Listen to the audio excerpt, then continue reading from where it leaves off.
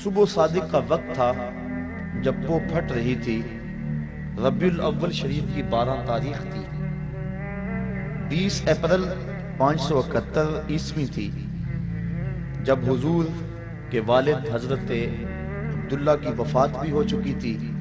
آپ اپنی والدہ محترمہ حضرت آمنہ سلام اللہ علیہا کے گھر آپ کی آغوش میں نور بانٹتے ہوئے جلوہ گر ہوئے۔ 3 روز تک دودھ حضرت سیدہ آمنہ سلام اللہ علیہا نے پلایا۔ اس کے بعد حضرت ثویبہ نے 1 ہفتہ کے بعد حضرت حلیمہ سعدیہ حضور کو اپنی آغوش میں لے گئیں اور 5 سال کی عمر کی کفالت میں رہے، اور اس کے بعد پھر 5 سال کے بعد واپس حضور پلٹ آئے۔ مدینہ منورہ کا پہلا سفر اور والدہ محترمہ حضرت آمنہ کی وفات ابوا کے مقام پر ہوئی جب حضور کی عمر صرف 6 سال تھی۔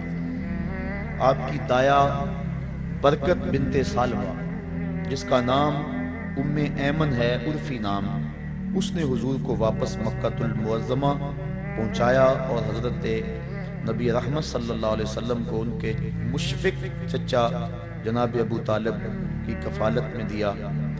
آپ کے دادا کا انتقال 8 ہجری کو ہو گیا، 8 سال کی عمر میں ہوا۔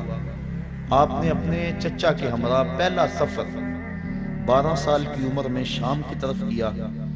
15 سے 16 سال کی عمر میں حضور نے قریش کے سارے سرداروں کو اور قبیلوں کو اکٹھا کیا اور کہا کوئی گلی میں لٹ جاتا ہے، کوئی بازار میں لٹ جاتا ہے، کوئی جنگل میں لٹ جاتا ہے، آؤ ہم اکٹھا معاہدہ کریں کہ آج کے بعد کوئی کسی کو نہیں لوٹے گا۔ تو حضور نے وہ تاریخی معاہدہ کروایا جس کا نام کتب تواریخ میں حلف الفضول کے نام سے ہے۔ وہ حلف دیا تھا فضل نامی مختلف لوگوں نے، تو اس میں یہ ایک سیاسی اور ایک فلاحی معاہدہ تھا، ایک رفاعی کام تھا جو 15 سال کی عمر میں حضور نے کیا۔ حضرت خدیجۃ الکبریٰ سے حضور کا نکاح 25 سال کی عمر میں ہوا۔ اہل مکہ نے حضور کو 30 سال کی عمر میں صادق اور امین کا خطاب دیا۔ اہل مکہ کی طرف سے یہ خطاب ملنے کے بعد 33 سال کی عمر میں حضور علیہ السلام پر غیبی اسرار و رموز کھلنے شروع ہوئے، ان کا ظہور ہونے لگا اور ایسی خوابیں آنے لگیں۔ حجر اسود کو کعبہ کی تعمیر کے لیے جب باہر نکالا تو آپ جانتے ہیں کہ اختلاف بن گیا۔ ہر ایک کی خواہش تھی کہ حجر اسود کعبۃ اللہ میں اٹھا کے نصب کروں، لیکن کوئی بندہ کسی دوسرے کو برداشت بھی نہیں کرتا تھا، تو قبائل آپس میں لڑ پڑتے، لڑائی ہوتی، حالت ایسی ہوتی کہ خون ریزی ہوتی حرم میں۔ تو حضور نے فیصلہ کیا اور چادر میں ڈال کر حجر اسود کو کہا سارے سردار کو انہیں پکڑ لو اور میں اٹھا کے رکھ دیتا ہوں تاکہ سعادت سے کوئی بھی محروم نہ رہے۔ یہ اس وقت ہوا جب حضور علیہ السلام کی عمر 35 سال تھی۔ 37 سال کی عمر میں حضور نے غار حرا میں خلوتیں اختیار کرنی شروع کر دیں، دنیا سے کٹ کر مالک سے رابطہ جوڑا، اور پھر ربیع الاول کے مہینے میں ہی جب حضور کی عمر 40 سال ہوئی تو اللہ کے حبیب صلی اللہ علیہ وسلم حضرت جبریل امین آئے اور نبوت کے اعلان و اظہار کا کہا، اور آقا کریم صلی اللہ علیہ وسلم نے آ کے سب سے پہلے اپنی زوجہ محترمہ حضرت خدیجۃ الکبریٰ کو بتلایا اور کہا یا خدیجہ زملونی، مجھے چادر دو، مجھے سردی محسوس ہو رہی ہے، تو مجھے اپنی جان کا خطرہ ہے۔ اس طرح کے الفاظ حضور نے کہے تو وہ غم گسار بیوی انہوں نے حضور سے کہا کہ آپ غریبوں کے کام آتے ہیں، دکھیوں کے کام آتے ہیں اور آپ کو کوئی پریشانی نہیں ہو سکتی۔ انہوں نے حضور کی ڈھارس بندھائی اور پھر آغاز نزول قرآن ہوا۔ نماز فجر اور عصر کی 2 رکعتیں نبوت کے پہلے سال ہی حضور کے اوپر فرض ہو گئی اور حضور پڑھتے تھے۔ آغاز نزول قرآن مجید یہ رمضان المبارک میں ہوا اور یہ بھی نبوت کا پہلا سال ہی تھا، جمعرات کا دن تھا۔ پھر حضور دعوت تبلیغ اور دعوت اسلام دار ارقم میں دینے لگے۔ مسلمانوں کی تعداد بڑی تھوڑی تھی، اور پھر حضرت نبی اکرم صلی اللہ علیہ وسلم کی عمر جب 43 سال ہوئی تو اس وقت 40 افراد نے اسلام قبول کر لیا۔ 39ویں شخص حضرت امیر حمزہ تھے اور 40ویں شخص حضرت سیدنا عمر فاروق رضی اللہ تعالی عنہ تھے، اور ان کے ایمان لانے سے اسلام کو تقویت ملی اور اب کھلم کھلا نمازیں پڑھی جانے لگی۔ اب یہاں ایک سوال اور اس کا جواب دے کے اپنی بات کو آگے بڑھاؤں گا۔ جو لوگ کہتے ہیں کہ اسلام شمشیر کے زور پہ پھیلا، تلوار کے زور پہ پھیلا، یہ ایک علمی بات ہے اور سادہ اور عام فہم ہے۔ ایک سادہ سا جواب ان کو دیا جا سکتا ہے کہ اسلام شمشیر کے بل بوتے پہ، تلوار کے زور پہ پھیلا۔ مجھے لوگ بتائیں کہ یہ جو 40 لوگ اسلام لائے تھے، اس وقت تو شمشیر ابو جہل کے پاس تھی، اس وقت تو تلوار جو ہے وہ ابو لہب کے پاس تھی، تو یہ 40 لوگ جو اسلام لائے ہیں، یہ لوگ 40 جو ہے جو اسلام کی دولت سے مالا مال ہوئے ہیں، یہ کس تلوار کے دم سے اور تلوار کے ڈر سے انہوں نے اسلام قبول کیا ہے، یہ حضور کے خلق کریمانہ کی وجہ سے اور اسلام کی طبی صداقت کی وجہ سے اسلام قبول کیا ہے؟ تو حضور کو تو بعد میں یہ اللہ کی طرف سے اجازت مرحمت فرمائی گئی کہ آپ کافروں اور منافقوں کے ساتھ جو جہاد کریں۔ پہلے تو حضور کی تلواریں، حضور کے ماننے والوں کی تلواریں نیام میں تھیں اور دشمنوں کی تلواریں جو ہیں وہ نیام سے باہر تھیں، تو اس وقت بھی جو اسلام پھیلتا رہا اس سے اندازہ کر لینا چاہیے کہ اسلام تلوار کے زور پہ نہیں پھیلا بلکہ خلق محمدی کے زور پہ پھیلا۔ پھر جب مسلمانوں کا گھیراؤ کر لیا گیا تو مسلمانوں کی پہلی ہجرت حبشہ کی طرف ہوئی۔ اس وقت حضور کی عمر 45 سال تھی اور نبوت کا اعلان کیے ہوئے 5 سال بیت گئے تھے۔ حضور کی عمر جب 47 سال ہوئی تو اس وقت کفار نے حضور کا بائیکاٹ کر دیا، سماجی بائیکاٹ کر دیا، اور شاب ابی طالب میں حضور 3 سال تک اپنے غلاموں کے ساتھ وہاں رہے۔ جس چمڑے پہ لکھ کے وہ معاہدہ کعبے کی دیوار کے ساتھ لٹکایا گیا تھا، اس چمڑے کو دیمک چاٹ گئی اور وہ خود گر گیا، اور پھر جو ہے حضور علیہ الصلوۃ والسلام دوبارہ مکہ المکرمہ میں آئے۔ یہ حضور کی طرف سے، حضور کے لیے اللہ تعالیٰ کی اعانت تھی۔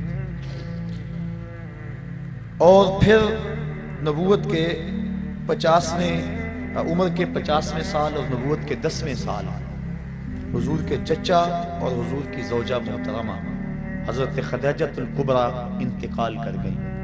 یہ دونوں حضور علیہ الصلوۃ والسلام سے بے پناہ محبت کرنے والی ہستیاں تھیں اور حضور کو ان دونوں کا بڑا آسرا اور سہارا تھا۔ جس سال یہ دونوں ہستیاں انتقال کر گئیں اس سال کو حضور نے عام الحزن، دکھوں کا اور غموں کا سال قرار دیا۔ حضرت خدیجہ الکبریٰ رضی اللہ تعالی عنہا کا جب وقت آخر آیا تو انہوں نے اپنی بیٹی حضرت فاطمہ کو حضور کے پاس بھیجا اور کہا کہ جاؤ اپنے باپ سے کہو کہ مجھے چادر رحمت عطا کر دیں۔ حضرت فاطمہ الزہرا رضی اللہ تعالیٰ عنہ حاضر ہوئی۔ حضور نے کہا بیٹا اپنی ماں سے پوچھو یہ چادر کس لیے مانگ رہی ہیں؟ تو حضرت فاطمہ الزہرا پوچھنے کے لیے آئی، حضور بھی پیچھے آ گئے۔ تو حضرت خدیجہ نے عرض کی کہ حضور میرا وقت آخر ہے اور مجھے پتہ ہے کہ اب میں اللہ کے حضور جانے والی ہوں، میری خواہش ہے آپ مجھے یہ چادر دے دیں اور بعد انتقال اس چادر سے مجھے کفن دیا جائے۔ اب سنیے حضور کے لفظ۔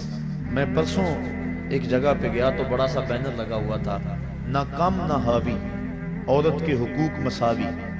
آج عورت اپنے حقوق کی جنگ ابھی تک لڑ رہی ہے اور وہ برقعے کو اپنے لیے قید خانہ سمجھتی ہے۔ اسے نہیں پتا کہ مصطفیٰ نے عورت کو آبرو دی ہے۔ آج بھی نبی کا دین جہاں نہیں پہنچا وہ بیوی کو پاؤں کا جوتا خیال کرتے ہیں، اور مغرب جس کے پیچھے ہم دوڑتے ہیں وہ بیوی کو کتیا کہہ کے پکارتے ہیں، اور آج وہ اپنے حقوق کی جنگ لڑ رہی ہے اور برقعے کو قید خانہ سمجھتی ہے۔ اسے نہیں پتا اس برقعے کا ایک ایک تار اس کی آبرو کا محافظ ہے۔ شاید اگر اسے اس بات سے علم ہو کہ افلاطون تو عورت کو انسان ماننے کے لیے تیار نہیں، یہ مصطفیٰ ہیں جس نے عورت کو آبرو بخشی اور عورت کو عزت عطا فرمائی۔ اب سنیے حضور کے لفظ۔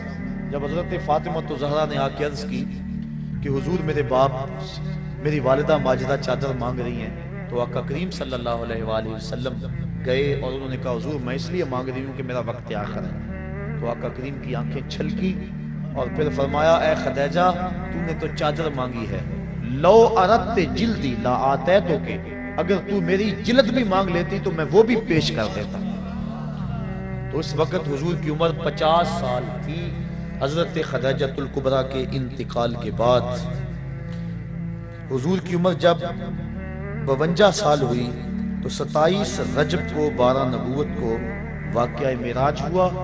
پہلے 2 نمازیں فرض تھی، اب 3 نمازیں اور ساتھ شامل ہو گئیں، اور کل حضور پر جو ہیں وہ 5 نمازیں فرض ہوئیں۔ لیکن حضور کی ذات پر 6 نمازیں فرض تھی، تہجد بھی حضور پر فرض تھی، لیکن پڑھتے حضور 8 تھے۔ اس کے علاوہ نوافل کی ادائیگی بھی حضور کرتے تھے۔ امت پہ پہلے 50 نمازیں فرض ہوئی تھی، لیکن حضرت موسیٰ علیہ السلام کی درمیان میں جو مداخلت ہوئی اس کی وجہ سے 5 نمازیں رہ گئیں۔ یہ امت مصطفیہ پر حضرت موسیٰ علیہ السلام کا احسان ہے، جس کو امت کو نہیں بھولنا چاہیے۔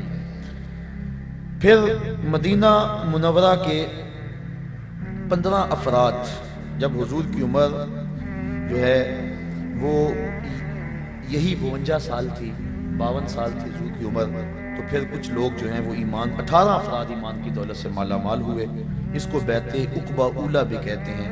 پھر اس کے بعد 72 افراد نے اسی سال ذو الحج کے مہینے کے اندر جو ہے وہ بیعت کی۔ اس کو جو ہے 72 افراد نے قبول کیا حضور علیہ السلام کے ہاتھ پہ اسلام کو۔ تو یہ اگلا سال تھا، یعنی نبوت کا 13واں سال۔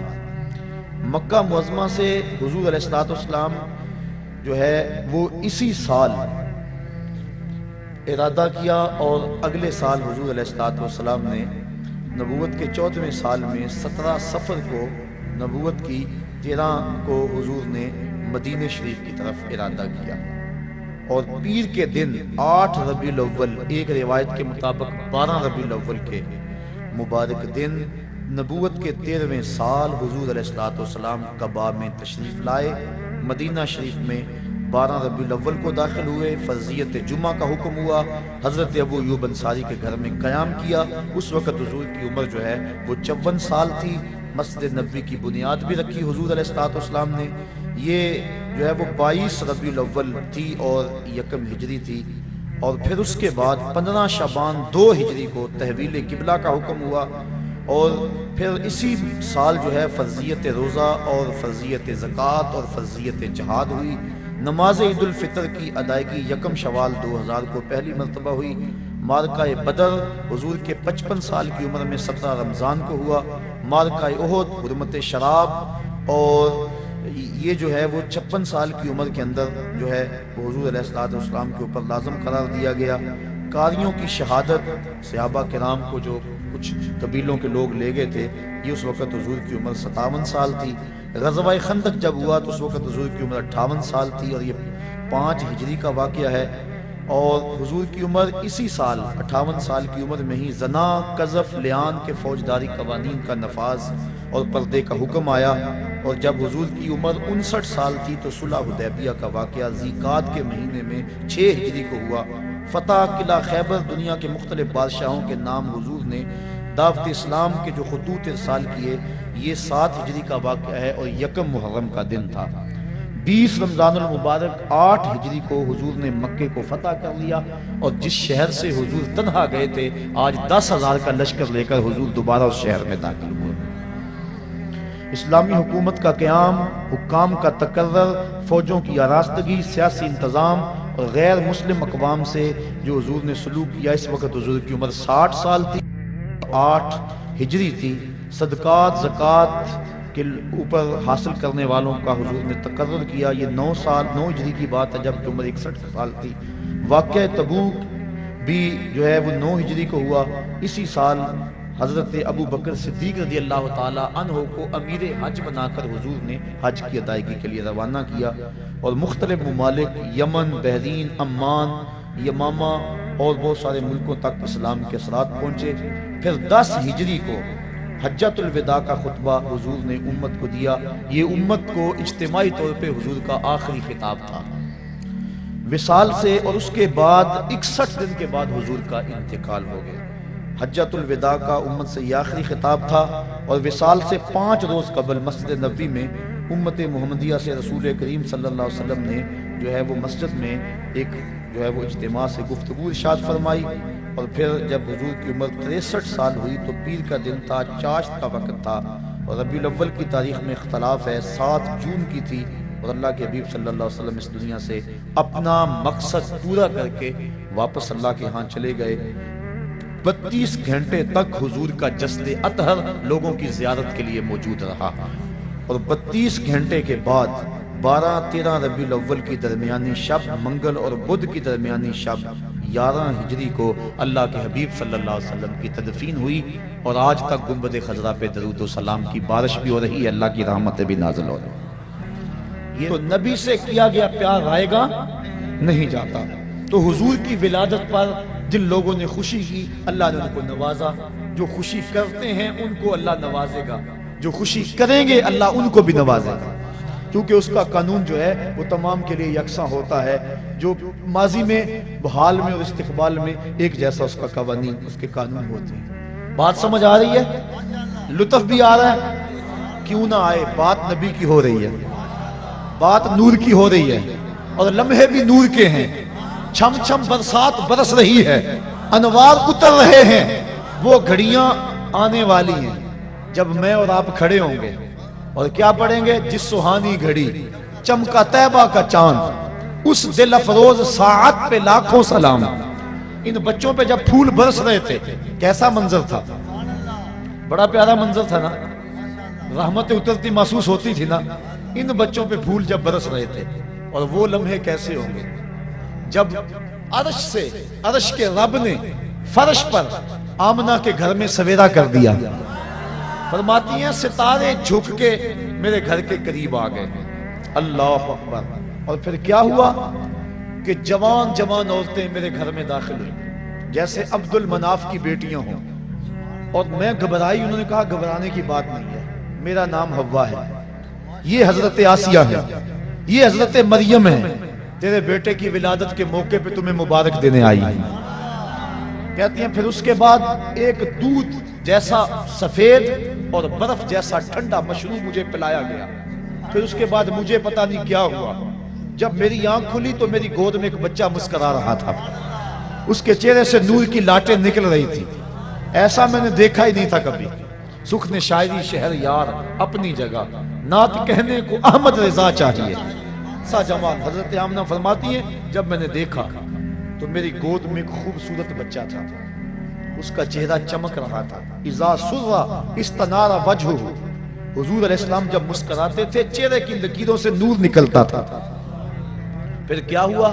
پیدا ہوتے ہی اس بچے نے اپنے دونوں ہاتھ زمین پہ رکھ دیے اور سارا آسمان کی طرف اٹھایا، اللہ اکبر، اور پھر مٹی کی مٹھی ہاتھ میں بھری، ایک دن کا بچہ ہے لوگوں، ایک دن کا بچہ ہے نہیں، بات کچھ اور ہے، یہ ولادت ہو رہی ہے، خلقت کو بڑی پہلے کی ہو چکی ہے۔ آتے ہی مٹھی خاک کی بھری، دیکھا آسمان کی طرف، علماء کہتے ہیں مٹھی اس لیے بھری، لوگوں کو بتایا دیکھو لوگوں یہ زمین ہے، آج کے بعد اس پہ محمد کا قبضہ ہے، اللہ، اور آواز اٹھ رہی تھی ساتھ، بخن بخن قبض محمد علی جمیع الارض، مبارک ہو مبارک ہو، ہر زمین پہ مصطفیٰ کا قبضہ ہو گیا۔ مشرق والے جانور پرندے مغرب کو دوڑ پڑے، اور مغرب والے مشرق کو دوڑ پڑے، اور ایک دوسرے کو جب ملتے ہیں تو مبارک دیتے ہیں اور کہتے ہیں مبارک ہو مصطفیٰ آ گئے۔ یار پرندے دوڑیں اور مبارکیں دیں تو ہم نہ دیں، ہم نہ جھومیں، ہم نہ اظہار محبت کریں، اللہ اکبر۔ شرق کے پرندے غرب کو دوڑ پڑے اور غرب کے پرندے شرق کو دوڑ پڑے، اور آپس میں ملتے ہیں اور کہتے ہیں مبارک ہو مبارک ہو، وہ آ گیا جس کے آنے کا انتظار تھا، وہ جس کے ذکر پر داؤد نے نغمہ سرائی کی، وہ جس کے نام پر شاہ سلیمان نے گدائی کی، دل یحییٰ میں رہ گئے ارماں جس کی زیارت کے، لب عیسیٰ پہ آئے باز جس کی شان رحمت کے، جو بن کے روشنی پھر دیدہ یعقوب میں آیا، جسے یوسف نے اپنے حسن کی نئے رنگ میں پایا، نہ دانم ماں گلے خنداں چے رنگ و بو دارت، کہ مرغے ہر چمن آرزوئے او دارت. اللہ اکبر. اللہ کے حبیب صلی اللہ علیہ وآلہ وسلم زمین پہ مٹھی بھری اور حضور علیہ السلام اس وقت جو گفتگو کی اللہ اکبر کبیرہ، یہ لفظ بھی کتب میں آتے ہیں اور کتب میں یہ لفظ بھی آتے ہیں. کہا رب حبلی امتی، اے اللہ میری امت کا معاملہ میرے ہاتھ میں دے دے. اللہ اکبر. میری امت کا معاملہ میرے لے کے پہلو میں غم امت نادار آئے. امتی امتی کہتے ہوئے سرکار آئے. حضور امتی امتی کہتے ہوئے آئے، ساری زندگی امتی امتی پکارا. غار پھر جس سال حضور آئے نا، اس سال کا عربوں نے نام رکھا. یہ میں نے ابھی بتایا ہے کہ جس سال حضرت خدیجۃ الکبریٰ اور حضرت نبی رحمت کے شفیق چچا انتقال کر گئے، اس سال کا نام حضور نے عام الحزن رکھا، کیونکہ ہجری کا آغاز حضرت عمر فاروق کے دور میں ہوا تھا. پہلے سالوں کے نام رکھتے تھے. اب جس سال حضور پیدا ہوئے اس کا ایک نام ہے عام الفیل، لیکن اس کا ایک اور نام رکھا عربوں نے. کیا نام رکھا؟ سنۃ الفرح والابتہاج. اس کا معنی ہے خوشیوں اور چاؤں کا سال. کیا نام ہے؟ خوشیوں اور چاؤں کا سال. کیوں رکھا یہ نام؟ اس لیے انہیں تو نہیں پتا تھا کہ حضور آئے ہیں. حضور کی ولادت کا تو پتا تھا، لیکن یہ نہیں پتا کہ یہ نبی ہیں. اور جنہوں نے رکھا وہ امتی نہیں تھے، ماننے والے نہیں تھے. پھر کیوں رکھا انہوں نے اس نام کا؟ اگر میں کہوں آج چاہ کا دن ہے، خوشی کا دن ہے، تو یہ ہے کیونکہ میں آقا کو مانتا ہوں. پر اگر پتہ ہی نہ ہو کوئی کہے تو پھر وجہ کوئی اور ہوگی. تو انہوں نے اس سال کا نام رکھا سنۃ الفرح والابتہاج. علماء کہتے ہیں کیوں رکھا؟ اس لیے رکھا کہ درختوں پہ پھل زیادہ آیا. جس سال حضور پیدا ہوئے چشموں کا پانی بڑھ گیا، چراگاہیں سرسبز ہو گئی، جانوروں کا دودھ بڑھ گیا.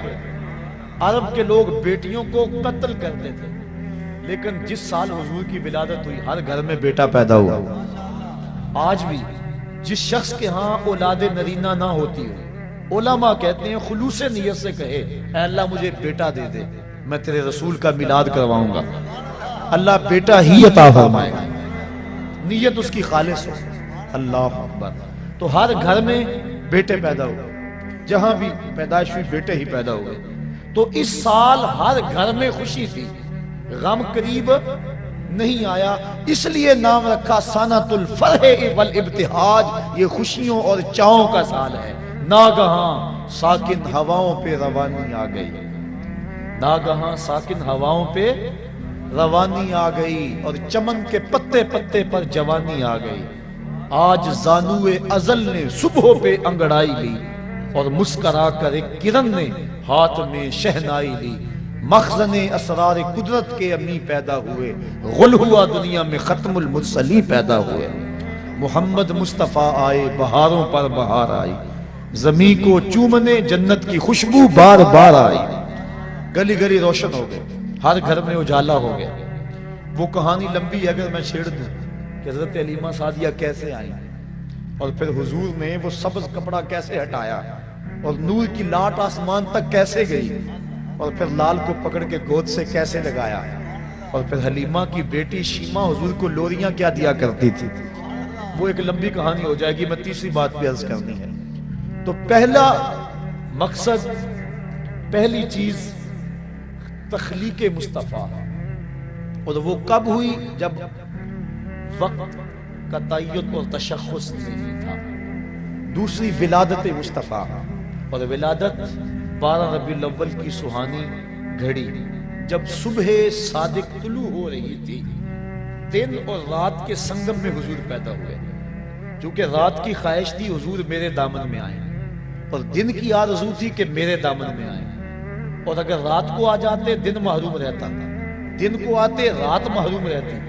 تو حضور تو رحمت للعالمین ہے. اس لیے دن آ رہا تھا، رات جا رہی تھی. جہاں دونوں کا ملاپ ہو رہا تھا وہاں مصطفیٰ جلوہ گر ہو گئے. اللہ اکبر. 12 ربیع الاول کی سپانی گھڑی تھی. عام الفیل، واقعہ صاحب فیل کے 55 دن بعد حضور اس دنیا پہ جلوہ گر ہو گئے. تو حضور کے آنے پر جو خوشی کرے، بلکہ نبی کے ساتھ جو بھی محبت کرے، اللہ اس محبت کو ضائع نہیں کرتا. علماء نے لکھا ہے جس دائی نے حضور کو دودھ پلایا اللہ نے بعد میں اس کو ایمان دے دیا. اللہ اکبر. جس نے بھی جس نبی کے ساتھ کوئی محبت کا اظہار کیا اس کو ضرور صلہ ملا. دیکھو ابو جہل، ابو لہب، اس نے گو مخالفت کی، لیکن چونکہ ولادت کے آنے کی خوشی اس کو ہوئی اور بھتیجا سمجھ کے خوشی کی، اللہ نے پھر بھی محروم. امام ابو شامہ کہتے ہیں جو بھتیجا سمجھ کے خوشی کرے خدا اسے محروم نہیں رکھتا، اور جو نبیوں کا سردار سمجھ کے خوشیاں منائے. سادی کا قلم تڑپا، وہ کہتے ہیں دوستا را کجا کنی محروم تو کے بعد دشمنہ نظر داری. جب تو دشمنوں کو اتنا دیتا ہے تو یاروں کو کتنا دے گا، پیاروں کو کتنا دے گا. ہندوستان میں صرف ایک صحابی ہوا ہے اور اس کا نام ہے رتن. واقعہ اس طرح ہوا، رتن تاجر تھا اور تجارت کی غرض سے حجاز گیا، حجاز مقدس. وہاں جب پہنچا تو حرم کے قریب ایک گہری کھائی تھی، اس کے پاس کچھ بچے لگے ہوئے تھے. ایک بچہ عمر میں چھوٹا ہونے کی وجہ سے کھائی کے اس سمت ہی انتظار میں تھا کہ میں کھائی سے اس کو کیسے عبور کروں. رتن نے یہ سوچا کہ بچہ چھوٹا ہے، گزرنے کی طاقت نہیں رکھتا، اس کو اٹھایا گود میں اور کھائی سے پار لگا دیا. اس بچے نے اپنے عربی لہجے میں کہا جزاک اللہ تعالی. ایسی مٹھاس تھی لفظوں میں کہ شہد میں بھی اتنی مٹھاس نہیں ہوتی. اللہ اکبر. رتن ساری زندگی ان لفظوں کو نہیں بھول سکا. اس نے جو جملے کہے تھے، اس نے جس لہجے میں بات کی تھی. خیر وقت گزر گیا، تجارت چھوڑ کے اپنے گھر بیٹھ گیا. ایک دن مکان کی چھت پہ لیٹا ہوا ہے رتن. اس نے کیا دیکھا کہ جو آسمان کا چاند ہے وہ دو ٹکڑے ہو گیا اور زمین پہ آ گیا. گھبرایا کہ شاید قیامت آ گئی. تھوڑی دیر کے بعد پھر کیا دیکھا، چاند دوبارہ جا کے اپنی جگہ پہ جڑ گیا. پریشان تھا یہ کیا ہوا. یہ منظر اس نے ہندوستان میں دیکھا. کچھ عرصے کے بعد عرب سے کچھ تاجر جو یہاں عرب گئے ہوئے تھے واپس پلٹے. انہوں نے کہانی سنائی کہ مکے میں ایک چاند چڑھا ہے جس نے چاند کو قدموں میں بلایا ہے. انہوں نے ساری کہانی سنائی. رتن کے دل میں شوق پیدا ہوا اس کی زیارت کر کے آؤں اور وہ نبی ہے اس پر ایمان لاؤں. گھر سے ہندوستان میں صرف ایک صحابی ہوا ہے اور اس کا نام ہے رتن. واقعہ اس طرح ہوا، رتن تاجر تھا اور تجارت کی غرض سے حجاز گیا، حجاز مقدس. وہاں جب پہنچا تو حرم کے قریب ایک گہری کھائی تھی، اس کے پاس کچھ بچے لگے ہوئے تھے. ایک بچہ عمر میں چھوٹا ہونے کی وجہ سے کھائی کے اس سمت ہی انتظار میں تھا کہ میں کھائی سے اس کو کیسے عبور کروں. رتن نے یہ سوچا کہ بچہ چھوٹا ہے، گزرنے کی طاقت نہیں رکھتا، اس کو اٹھایا گود میں اور کھائی سے پار لگا دیا. اس بچے نے اپنے عربی لہجے میں کہا جزاک اللہ تعالی. ایسی مٹھاس تھی لفظوں میں کہ شہد میں بھی اتنی مٹھاس نہیں ہوتی. اللہ اکبر. رتن ساری زندگی ان لفظوں کو نہیں بھول سکا. اس نے جو جملے کہے تھے، اس نے جس لہجے میں بات کی تھی. خیر وقت گزر گیا، تجارت چھوڑ کے اپنے گھر بیٹھ گیا. ایک دن مکان کی چھت پہ لیٹا ہوا ہے رتن. اس نے کیا دیکھا کہ جو آسمان کا چاند ہے وہ دو ٹکڑے ہو گیا اور زمین پہ آ گیا. گھبرایا کہ شاید قیامت آ گئی. تھوڑی دیر کے بعد پھر کیا دیکھا، چاند دوبارہ جا کے اپنی جگہ پہ جڑ گیا. پریشان تھا یہ کیا ہوا. یہ منظر اس نے ہندوستان میں دیکھا. کچھ عرصے کے بعد عرب سے کچھ تاجر جو یہاں عرب گئے ہوئے تھے واپس پلٹے. انہوں نے کہانی سنائی کہ مکے میں ایک چاند چڑھا ہے جس نے چاند کو قدموں میں بلایا ہے. انہوں نے ساری کہانی سنائی. رتن کے دل میں شوق پیدا ہوا اس کی زیارت کر کے آؤں اور وہ نبی ہے اس پر ایمان لاؤں. گھر سے چلا، سفر کرتا کرتا پہنچا سین حرم میں. جب داخل ہوا حضور صحابہ کے ساتھ سین حرم میں بیٹھے ہوئے تھے. یہ آگے ملنے کے لیے ہوا. آقا مسکرا پڑے اور فرمایا اراتن ہندیون، کیا تو رتن ہندی ہے؟ قال نعم. عرض کی حضور ہاں میں رتن ہندی ہوں. لیکن آپ کو کس نے بتایا ہے؟ کہا جس رب نے مجھے نبی بنایا ہے. اب اگلی بات سنیے. اب رتن کہنا چاہ رہا تھا کہ میں ایمان لانا چاہتا ہوں. آقا کریم نے فرمایا قریب آجا، میں تیرے لیے بیٹھا ہوں. تجھے یاد نہیں بچپن میں ایک بچے کو تو نے کھائی سے پار لگایا تھا. وہ بچہ اب تیرے سامنے موجود ہے، اور تو نے مجھ کو اس کھائی سے پار لگایا تھا، آج میں کلمہ پڑھا کے تجھے جہنم کی کھائی سے پار لگانا چاہتا ہوں۔ ایمان کی دولت سے مال ہوا۔ نبی سے جو پیار کیا گیا ہے کبھی رائے گا؟ حضور جب اپنے بال سنبھالتے تھے نا تو حضور بالکل درمیان میں مانگ نکالتے۔ ذرا تصور کریں مدینے کے چاند کا، اللہ اکبر، بڑے خوبصورت ہوں گے، بڑے حسین ہوں گے، لیکن میرے حبیب کی پائے خاک جیسے بھی نہیں ہیں۔ اللہ اکبر، حضور علیہ السلام کے خاک پا جیسے بھی نہیں ہیں، بڑے بڑے حسین ہوں گے، بڑے بڑے جمیل ہوں گے، بڑے بڑے مہوش ہوں گے، بڑے بڑے زہرہ جمال ہوں گے، لیکن جو حسن اللہ نے اپنے حبیب کو دیا کسی کو نہیں دیا۔ جب مانگ نکالتے تھے اللہ اکبر درمیان میں تو لگتا تھا ستارے چمک رہے ہیں۔ اللہ اکبر، کبھی آپ نے دیکھا صبح کو جب تڑکا ہوتا ہے تو اس وقت پو پھٹتی ہے، کالی رات کے اندھیرے میں افق سے جب پو پھٹتی ہے، اعلیٰ حضرت نقشہ کھینچا، کہا حضور یہ جو آپ مانگ نکالتے ہیں نا، ایسا لگ رہا ہے جس طرح لیلۃ القدر میں پو پھٹ رہی ہو۔ لیلۃ القدر میں مطلع فجر حق، مانگ کی استقامت پہ لاکھوں سلام، مانگ کی استقامت پہ اللہ اکبر۔ حضور کی زلفوں کو اللہ اکبر رات کہہ دیا، لیکن عام رات نہیں، لیلۃ القدر کہا، تو بات ہے اعلیٰ حضرت جب بھی بولتے ہیں حد کرتے ہیں۔ اب اللہ کے حبیب صلی اللہ علیہ وآلہ وسلم کی آمد کی 3 حیثیتیں علماء نے بیان فرمائی ہیں۔ نمبر 1 تخلیق مصطفیٰ، جس کو کہتے ہیں خلقت محمدیہ، اور دوسرا ہے ولادت محمدیہ، اور تیسرا ہے بعثت محمدیہ۔ حضور کی تخلیق کب ہوئی، حضور کی ولادت پیدائش کب ہوئی، اور حضور علیہ السلام کی بعثت کب ہوئی۔ تو بعثت کا یہاں اور ولادت کا یہاں آپ سن چکے ہیں، پھر اس کو تھوڑی سی تفصیل سے عرض کرنا چاہوں گا۔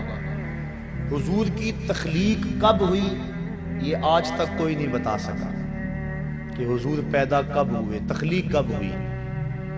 حضور سے پوچھا گیا اس بات میں تو آقا کریم صلی اللہ علیہ وسلم نے ارشاد فرمایا، میں اس وقت بھی نبی تھا جب آدم علیہ السلام مٹی اور پانی کے درمیان تھے۔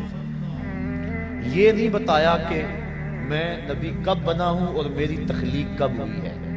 اور دوسرا فرمایا، اول ما خلق اللہ نوری، اللہ نے سب سے پہلے میرے نور کو پیدا فرمایا ہے۔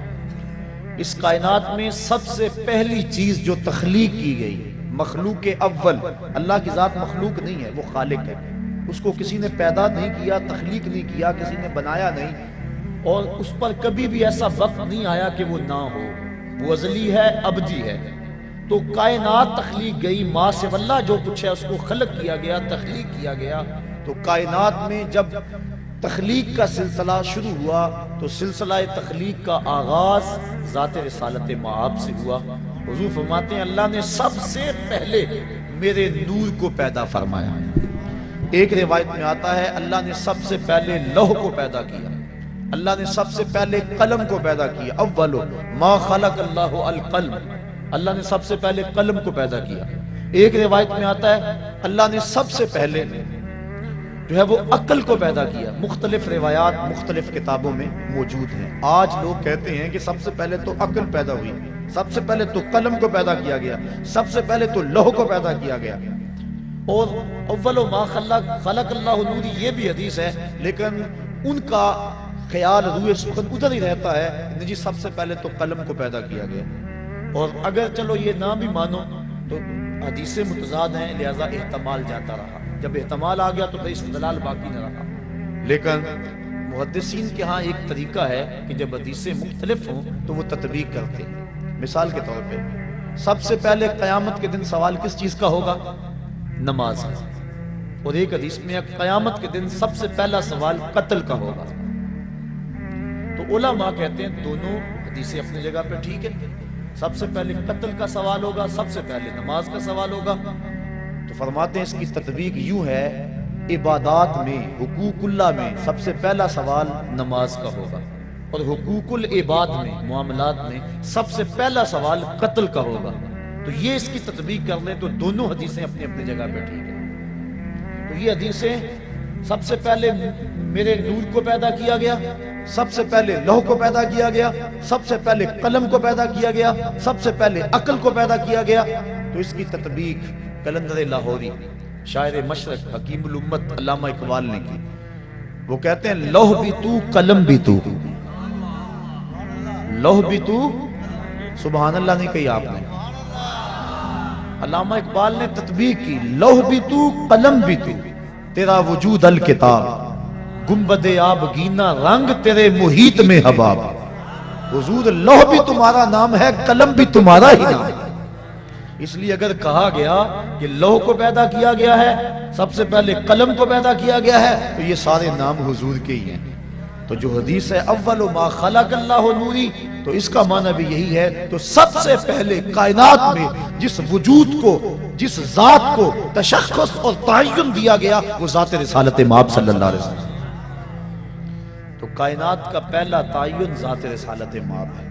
باقی رہی بات سب سے پہلے قلم کو پیدا کیا گیا، تو سنیے حضور ارشاد فرماتے ہیں کہ جب قلم کو پیدا کیا گیا، حدیث ہے، تو قلم کو مالک نے کہا قلم لکھ۔ قلم نے کہا مالک کیا لکھوں؟ کہا ما کانا وما یکون، جو ہو گیا وہ بھی لکھ دے، جو ہونے والا ہے وہ بھی لکھ دے۔ توجہ کریں، جو لوگ کہتے ہیں سب سے پہلے قلم پیدا ہوئی تھی، ان سے پوچھو کہ قلم کو یہ کیوں کہا گیا جو ہو گیا وہ بھی لکھ دے؟ معلوم ہوا قلم سے پہلے بھی کچھ ہو گیا تھا، اسی لیے قلم کو کہا گیا نا۔ قلم کو کہا گیا جو ہو گیا وہ بھی لکھ دے، جو ہونے والا ہے وہ بھی لکھ دے۔ معلوم ہوا قلم ہی اول نہیں تھی، قلم سے پہلے بھی کچھ ہوا تھا جس کو لکھنے کا کہا گیا تھا، اور وہ پہلے کون تھا؟ وہ نور محمدی کی تخلیق تھی۔ لوح بھی تو قلم بھی تو، تیرا وجود الکتاب، گنبد آبگینہ رنگ تیرے محیط میں حباب۔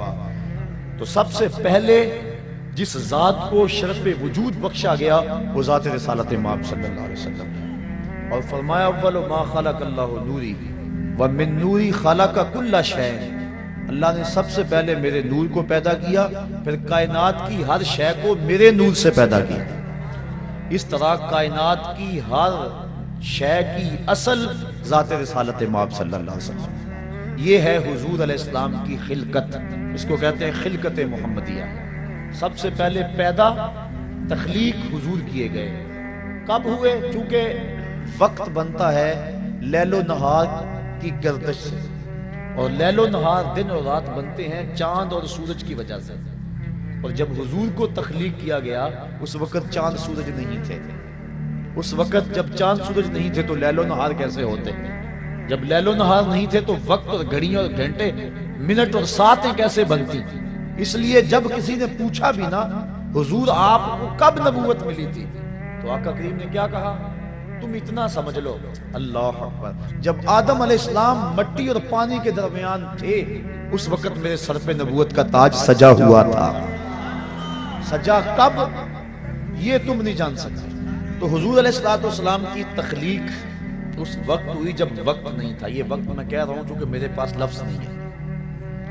دوسری ہے حضور کی ولادت، اور وہ آپ جانتے ہیں کہ 12 ربیع الاول تھا، تڑکے کا وقت تھا، چھم چھم رحمتیں اتر رہی تھی، کائنات پہ اندھیرے پھیلے ہوئے تھے کہ اچانک روشنی ہوئی۔ حضرت آمنہ کہتی ہیں کہ ستارے میرے گھر کے اتنے قریب آ گئے کہ مجھے یوں لگا کہ ابھی گر پڑیں گے۔ اور پھر کیا ہوا؟ اللہ اکبر، خرج منی نور، میرے بطن سے نور نکلا۔ پتہ نہیں دنیا کو کیا ہو گیا، جس نے بھیجا وہ کہتا ہے میں نے نور بھیجا، جس کی گود میں آیا وہ کہتی ہے میری گود میں نور آیا، جس زوجہ محترمہ کے پاس رہے وہ کہتی ہیں کہ فتبینت العبرۃ بشعاع نور وجہہ۔ حضور جب آنگن میں آتے تھے، کمرے میں آتے تھے، اندھارے ختم ہو جاتے اور اجالے ہو جاتے۔ جس دائی کے پاس گئے ہیں وہ بھی کہتی ہیں ما کننا نحتاج الی السراج من یوم اخذناہ، جب سے یہ ہمارے گھر آیا ہے نا ہمیں دیا جلانے کی ضرورت ہی پیش نہیں آئے۔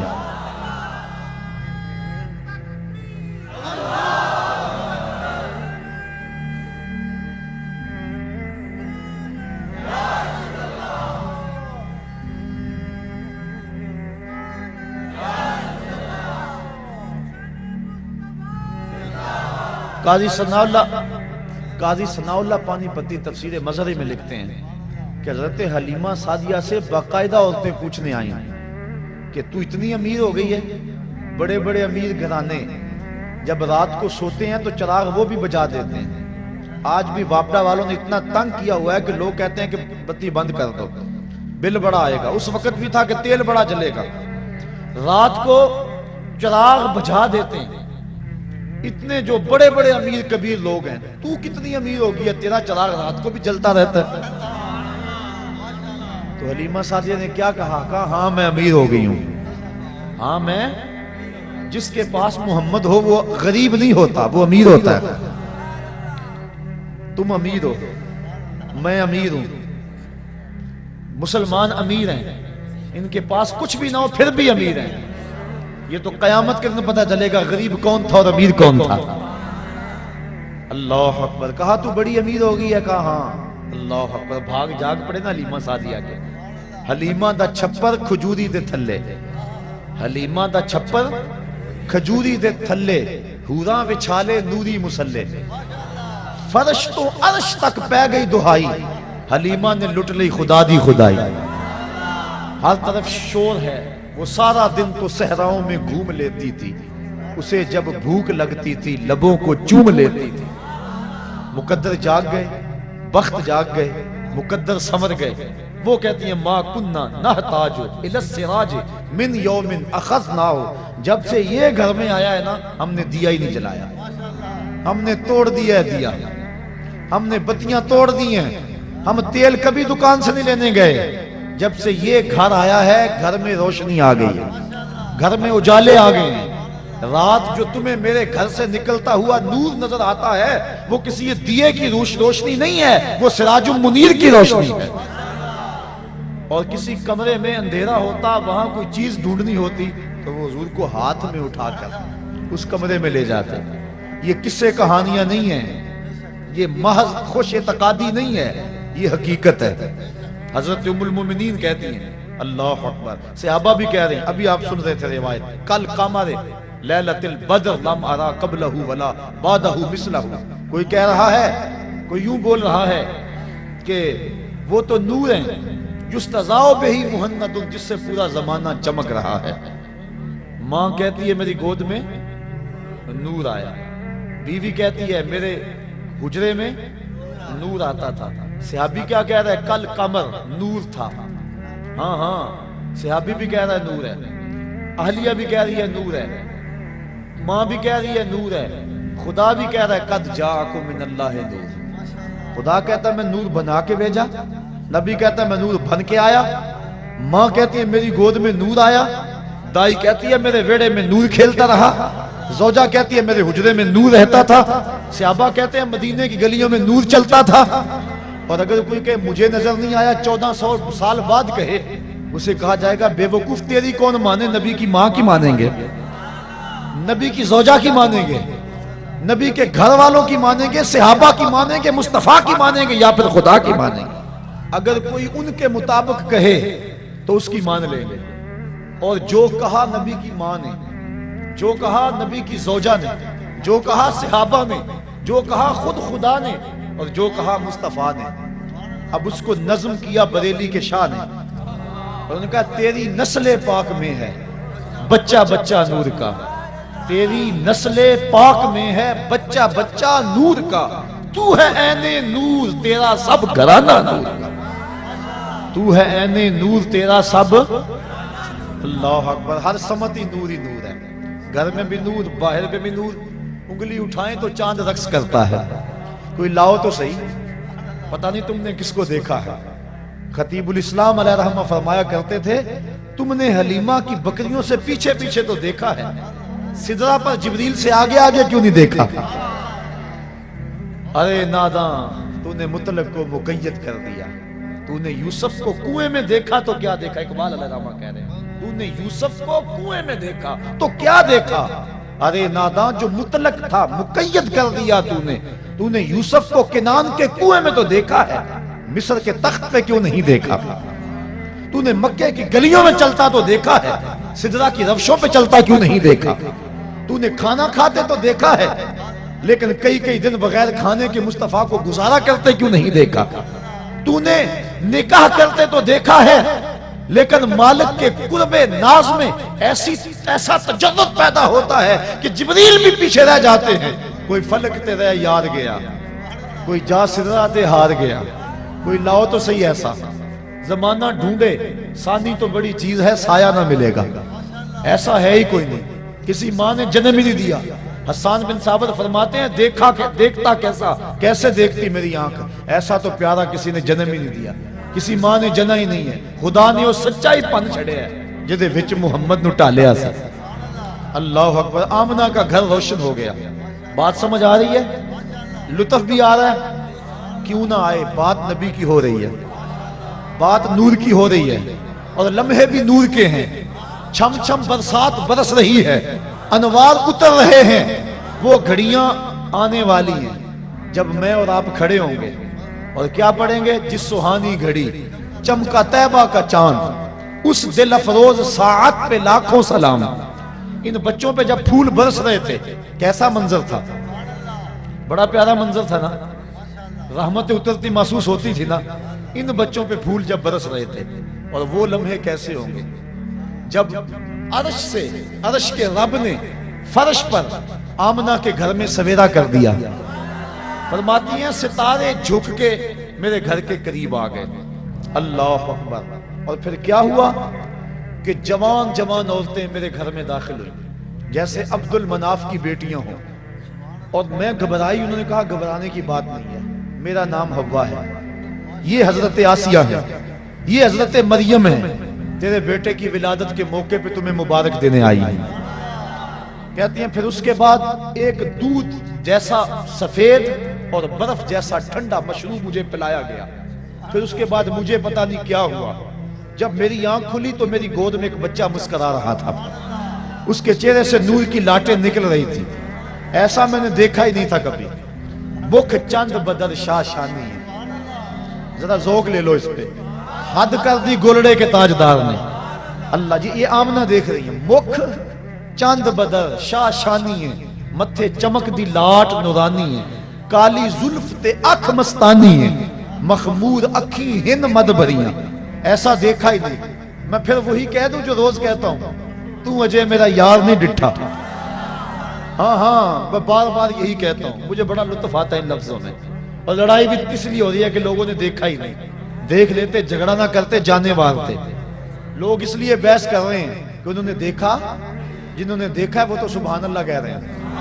اللہ تو اجے میرا یار نہیں ڈٹھا، جنوں ویکھ کے چند شرماوے، ادھی راتی دن چڑھ جاوے، جیو رخ تو نقاب اٹھاوے، تے جیو نکلے سیر کرن نو سارا گلشن سیس نواوے، اتے دھرتی لف لف جاوے، جے ہاتھ پھلاں وچ رکھدا ہاتھ پھلاں تو ود جاوے، نین نشیلے مست رسیلے وچ سونا کجل سہاوے، بجلی ڈردی لشک نہ مارے، متا بے ادبی ہو جاوے، خلق او دے نے مول ہی دنیا، کوئی ورلا ہی جان بچاوے۔ بچا سکتے ہیں جان؟ آپ بچا سکتے ہیں جان؟ یہ کیوں مستی ہے؟ رات بیت گئی ہے، ٹھنڈ لگ رہی ہے، ٹھنڈی ہوا گزر رہی ہے، لیکن کیا ہو گیا آپ کو؟ ایک آدمی بھی نہیں اٹھ رہا، کیا ہو گیا؟ خلق او دے نے مول ہی دنیا، خلق او دے نے۔ اللہ اکبر۔ تو اجے میرا یار نہیں ڈٹھا، علم خدا نے اینا دتا، عقلاں وچ نہ آوے، عقل خدا نے اینی دتی، علماں وچ نہ آوے، جے او کھولے پیٹ زلف دے اتے راہی راہ پل جاوے، اکھ اگڑے تے انج پیا جاپے، جویں میں خانہ کھل جاوے، کیا خوب سجن دیاں اکھیاں نے، جویں پر کے سرائیاں رکھیاں نے، جے او کھولے پیٹ زلف دے اتے راہی راہ پل جاوے، اکھ اگڑے تے انج پیا جاپے، جویں میں خانہ کھل جاوے، توبہ توبہ حسن سجن دا چال نہ چلی جاوے، آزم ایڈا سونا ماہی سانو کدھرے نظر نہ آوے۔ اب بریلی کے تاجدار بھی بول اٹھے، بلبلے باغ مدینہ چہکنے لگی۔ اللہ اکبر۔ اعلیٰ حضرت کیا بولے؟ باد صبا چلنے لگی، کہا بل بل نے ان کو گل کہا، بل بل نے آغا بلبل کی منتہائی پرواز یہی ہے. اللہ اکبر. اعلیٰ حضرت حد کر گئے اور جب بھی بولتے ہیں حد کر دیتے ہیں. میں کل ہی کہاں بیان کر رہا تھا, بات کوئی بن گئی. اعلیٰ حضرت کا جی چاہا کہ محبوب کی زلفوں کو رات کہوں. ہر شاعر کہتا ہے نا میرے محبوب کی زلفیں رات جیسی ہیں, گٹا جیسی ہیں, اور اس کا چہرہ چاند جیسا ہے, دن جیسا ہے. وہ آپ شیرازی نے کہا بفروغ چہرہ زلفت رہے دل زند ہما شب چے دلاورست دزدے کے بشب چراغ دارد. وہ کہتا ہے چہرے کا چراغ جلا کے دل لوٹ رہا ہے. کیسا بہادر چور ہے کہ رات کو چراغ جلا کے لوٹ رہا ہے. محبوب کے چہرے کو شاعر دن کہتے ہیں, چراغ کہتے ہیں, اور زلفوں کو رات کہتے ہیں. اعلیٰ حضرت کا جی بھی مچلا کہ میں بھی کہوں اپنے محبوب کی زلفوں کو رات. پھر حوصلہ نہ پڑا, کہا نہیں رات بڑی کالی ہوتی ہے, لوگ رات سے ڈرتے ہیں. میں رات نہیں کہتا, لیکن کہا نہیں کہنا بھی ہے, ذوق کہہ رہا ہے, شاعرانہ مزاج کہہ رہا ہے کہو. پھر اعلیٰ حضرت نے کہہ دیا. رات کو عربی میں لیل کہتے ہیں. اعلیٰ حضرت نے بھی رات کہنا چاہا لیکن رات نہ کہہ سکے. کیا کہا لیلۃ القدر میں مطلع فجر حق. کہا رات نہیں کہتا, لیلۃ القدر کہہ دیتا. کہنا رات ہے لیکن عام رات نہیں کہتا. لیلۃ القدر میں مطلع فجر حق. حضور جب اپنے بال سنوارتے تھے نا تو حضور بالکل درمیان میں مانگ نکالتے. ذرا تصور کریں مدینے کے چاند کا. اللہ اکبر. بڑے خوبصورت ہوں گے, بڑے حسین ہوں گے, لیکن میرے حبیب کی پائے خاک جیسے بھی نہیں ہیں. اللہ اکبر. حضور علیہ السلام کے خاک پا جیسے بھی نہیں ہیں. بڑے بڑے حسین ہوں گے, بڑے بڑے جمیل ہوں گے, بڑے بڑے مہوش ہوں گے, بڑے بڑے زہرہ جمال ہوں گے, لیکن جو حسن اللہ نے اپنے حبیب کو دیا کسی کو نہیں دیا. جب مانگ نکالتے تھے نا اللہ اکبر درمیان میں تو لگتا تھا ستارے چمک رہے. اللہ اکبر. کبھی آپ نے دیکھا صبح کو جب تڑکا ہوتا ہے تو اس وقت وہ پھٹتی ہے کالی رات کے اندھیرے میں, افق سے جب وہ پھٹتی ہے. اعلیٰ حضرت نقشہ کھینچا, کہا حضور یہ جو آپ مانگ نکالتے ہیں نا ایسا لگ رہا ہے جس طرح لیلۃ القدر میں وہ پھٹ رہی ہو. لیلۃ القدر میں مطلع فجر حق. مانگ کی استقامت پہ لاکھوں سلام. مانگ کی استقامت پہ اللہ اکبر. حضور کی زلفوں کو اللہ اکبر رات کہہ دیا, لیکن عام رات نہیں, لیلۃ القدر کہا. تو بات ہے اعلیٰ حضرت جب بھی بولتے ہیں حد کرتے ہیں. سکھ نے شاعری شہر یار اپنی جگہ, نعت کہنے کو احمد رضا چاہیے. اعلیٰ حضرت بولے بل نے گل ان کو کہا, کمری نے سروے.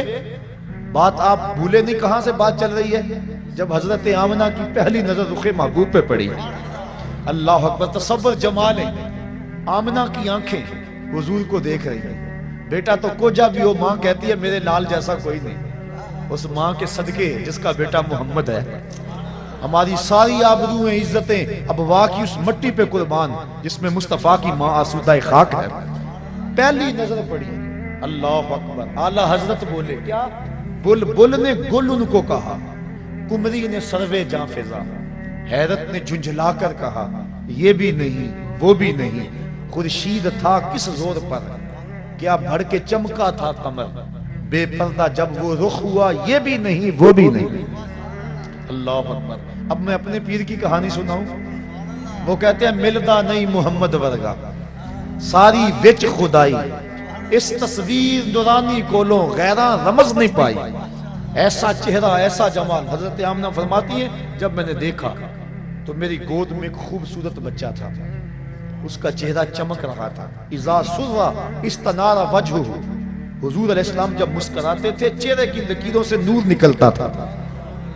پھر کیا ہوا, پیدا ہوتے ہی اس بچے نے اپنے دونوں ہاتھ زمین پہ رکھ دیے اور سارا آسمان کی طرف اٹھایا. اللہ اکبر. اور پھر مٹی کی مٹھی ہاتھ میں بھری. ایک دن کا بچہ ہے لوگوں, ایک دن کا بچہ ہے. نہیں, بات کچھ اور ہے. یہ ولادت ہو رہی ہے, خلقت کو بڑی پہلے کی ہو چکی ہے. آتے ہی مٹھی خاک کی بھری, دیکھا آسمان کی طرف. علماء کہتے ہیں مٹھی اس لیے بھری, لوگوں کو بتایا دیکھو لوگوں یہ زمین ہے, آج کے بعد اس پہ محمد کا قبضہ ہے. اللہ. اور آواز اٹھ رہی تھی ساتھ, بخن بخن. قابض محمد علی جمیع الارض، مبارک ہو ہر زمین پہ مصطفیٰ کا قبضہ ہو گیا۔ مشرق والے جانور پرندے مغرب کو دوڑ پڑے اور مغرب والے مشرق کو دوڑ پڑے، اور ایک دوسرے کو جب ملتے ہیں تو مبارک دیتے ہیں اور کہتے ہیں مبارک ہو مصطفیٰ آ گئے۔ یار پرندے دوڑیں اور مبارکیں دیں تو ہم نہ دیں، ہم نہ جھومیں، ہم نہ اظہار محبت کریں۔ اللہ اکبر، شرق کے پرندے غرب کو دوڑ پڑے اور غرب کے پرندے شرق کو دوڑ پڑے اور آپس میں ملتے ہیں اور کہتے ہیں مبارک ہو وہ آ گیا جس کے آنے کا انتظار تھا، وہ جس کے ذکر پر داؤد نے نغمہ سرائی کی، وہ جس کے نام پر شاہ سلیمان نے گدائی کی، دل یحییٰ میں رہ گئے ارماں جس کی زیارت کے، لب عیسیٰ پہ آئے واز جس کی شان رحمت کے، جو بن کے روشنی پھر دیدہ یعقوب میں آیا، جسے یوسف نے اپنے حسن کی نئے رنگ میں پایا، نہ دانم ماں گلے خنداں چے رنگو بودارت، کہ مرغے ہر چمن آرزوئے اودارت۔ اللہ اکبر، اللہ کے حبیب صلی اللہ علیہ وآلہ وسلم زمین پہ مٹھی بھری اور حضور علیہ السلام اس وقت جو گفتگو کی، اللہ اکبر کبیرہ، یہ لفظ بھی کتب میں آتے ہیں اور کتب میں یہ لفظ بھی آتے ہیں، کہا رب ہب لی امتی، اے اللہ میری امت کا معاملہ میرے ہاتھ میں دے دے۔ اللہ اکبر، میری امت کا معاملہ میرے، لے کے پہلو میں غم امت نادار آئے، امتی امتی کہتے ہوئے سرکار آئے۔ حضور امتی امتی کہتے ہوئے آئے، ساری زندگی امتی امتی پکارا، غار سجدہ کے نوکیلے پتھروں پہ پیشانی رکھ کے رب ہب لی امتی کی صدائیں لگائی۔ اور حضرت فضل بن عباس کہتے ہیں جب میں نے حضور کو لاحد میں اتارا وقت آخر تو میں نے کفن کی تنیاں کھولی تو لب جنبش میں تھے، میں نے کان قریب کیا دیکھو تو سیاب کیا کہہ رہے ہیں، لیکن جب کان قریب کیا تو وہی نغمہ تھا جو ساری زندگی الاپتے رہے، رب حب لی امتی، اے اللہ میری امت کو میرے سپرد کر دے، جس کے لب پہ رہا امتی امتی، یاد ان کی نہ بھولو نیازی کبھی، وہ کہیں امتی تو بھی کہہ یا نبی، میں ہوں حاضر تیری چاکری کی۔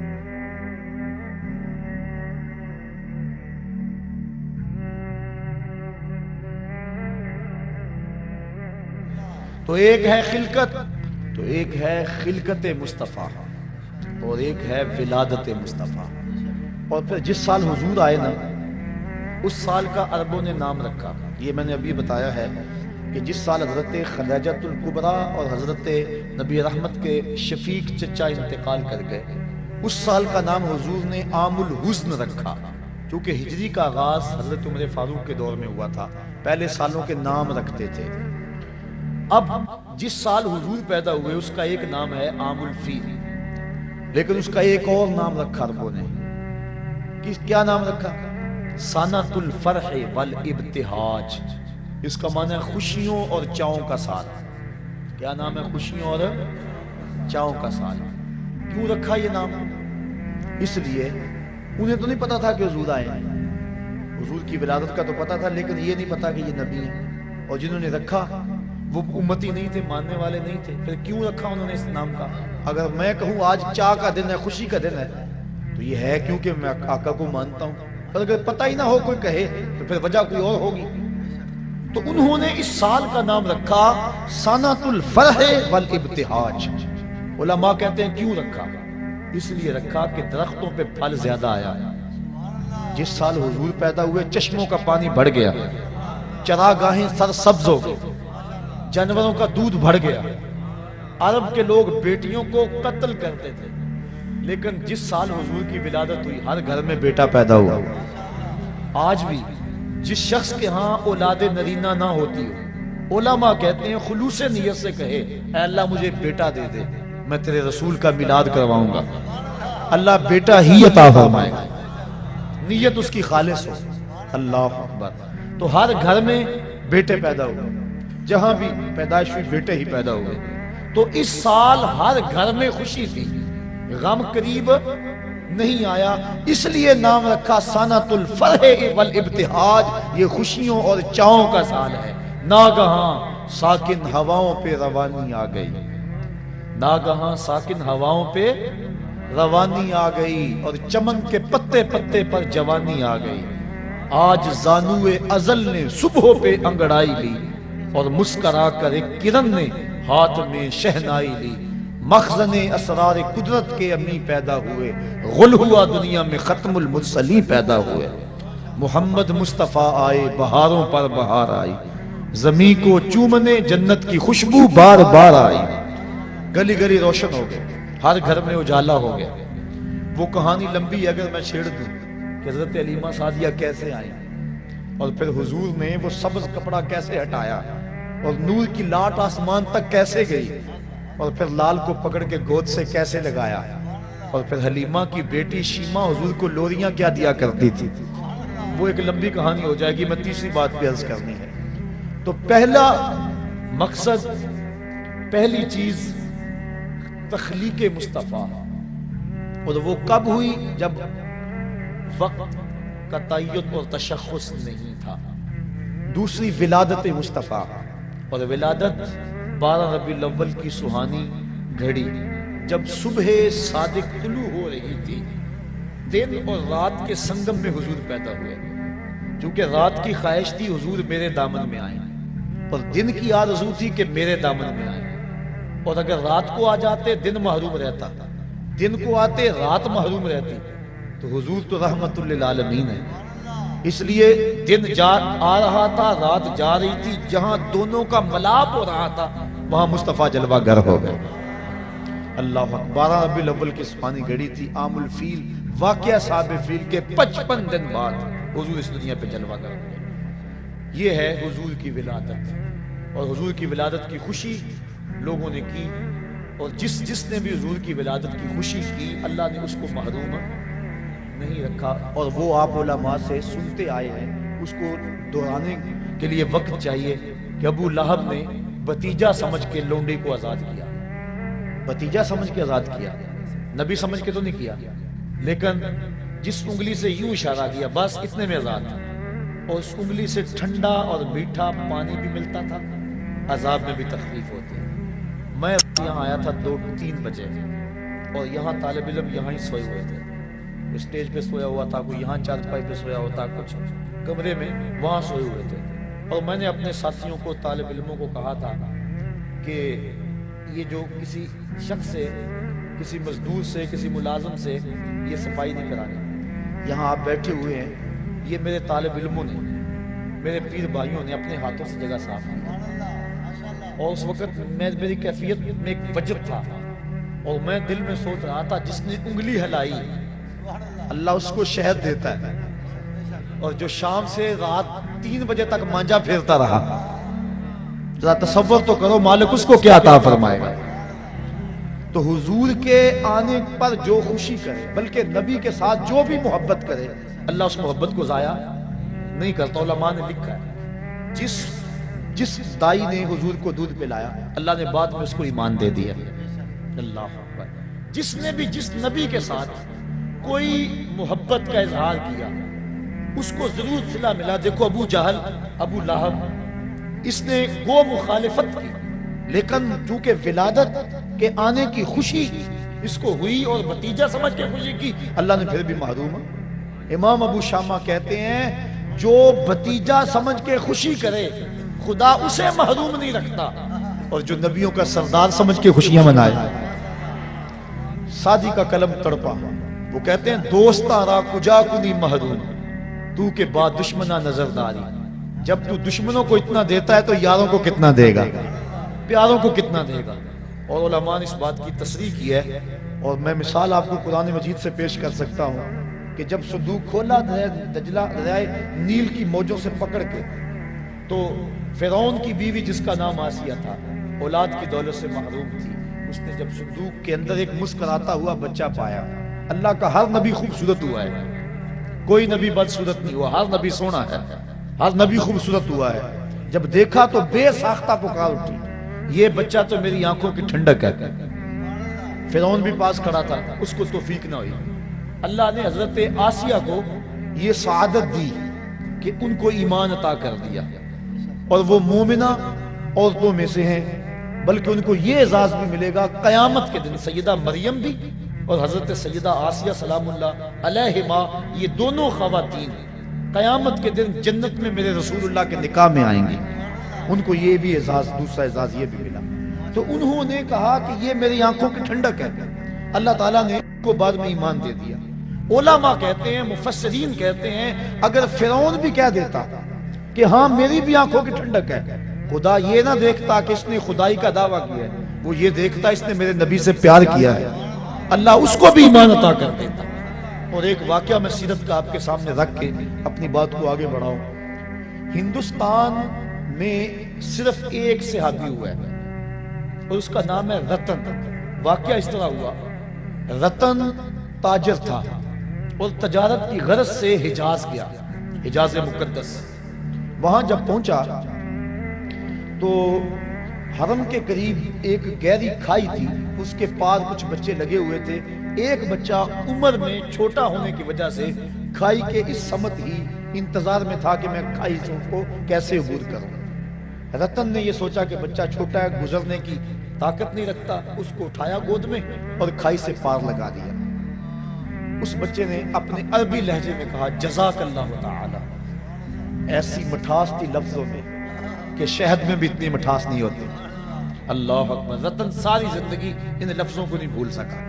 اس نے جو جملے کہے تھے، اس نے جس لہجے میں بات کی تھی. خیر وقت گزر گیا، تجارت چھوڑ کے اپنے گھر بیٹھ گیا. ایک دن مکان کی چھت پہ لیٹا ہوا ہے رتن. اس نے کیا دیکھا کہ جو آسمان کا چاند ہے وہ 2 ٹکڑے ہو گیا اور زمین پہ آ گیا. گھبرا کہ شاید قیامت آ گئی. تھوڑی دیر کے بعد پھر کیا دیکھا، چاند دوبارہ جا کے اپنی جگہ پہ جڑ گیا. پریشان تھا، یہ کیا ہوا؟ یہ منظر اس نے ہندوستان میں دیکھا. کچھ عرصے کے بعد عرب سے کچھ تاجر جو یہاں عرب گئے ہوئے تھے واپس پلٹے. انہوں نے کہانی سنائی کہ مکے میں ایک چاند چڑھا ہے جس نے چاند کو قدموں میں بلایا ہے. انہوں نے ساری کہانی سنائی. رتن کے دل میں شوق پیدا ہوا اس کی زیارت کر کے آؤں، اور وہ نبی ہے اس پر ایمان لاؤں.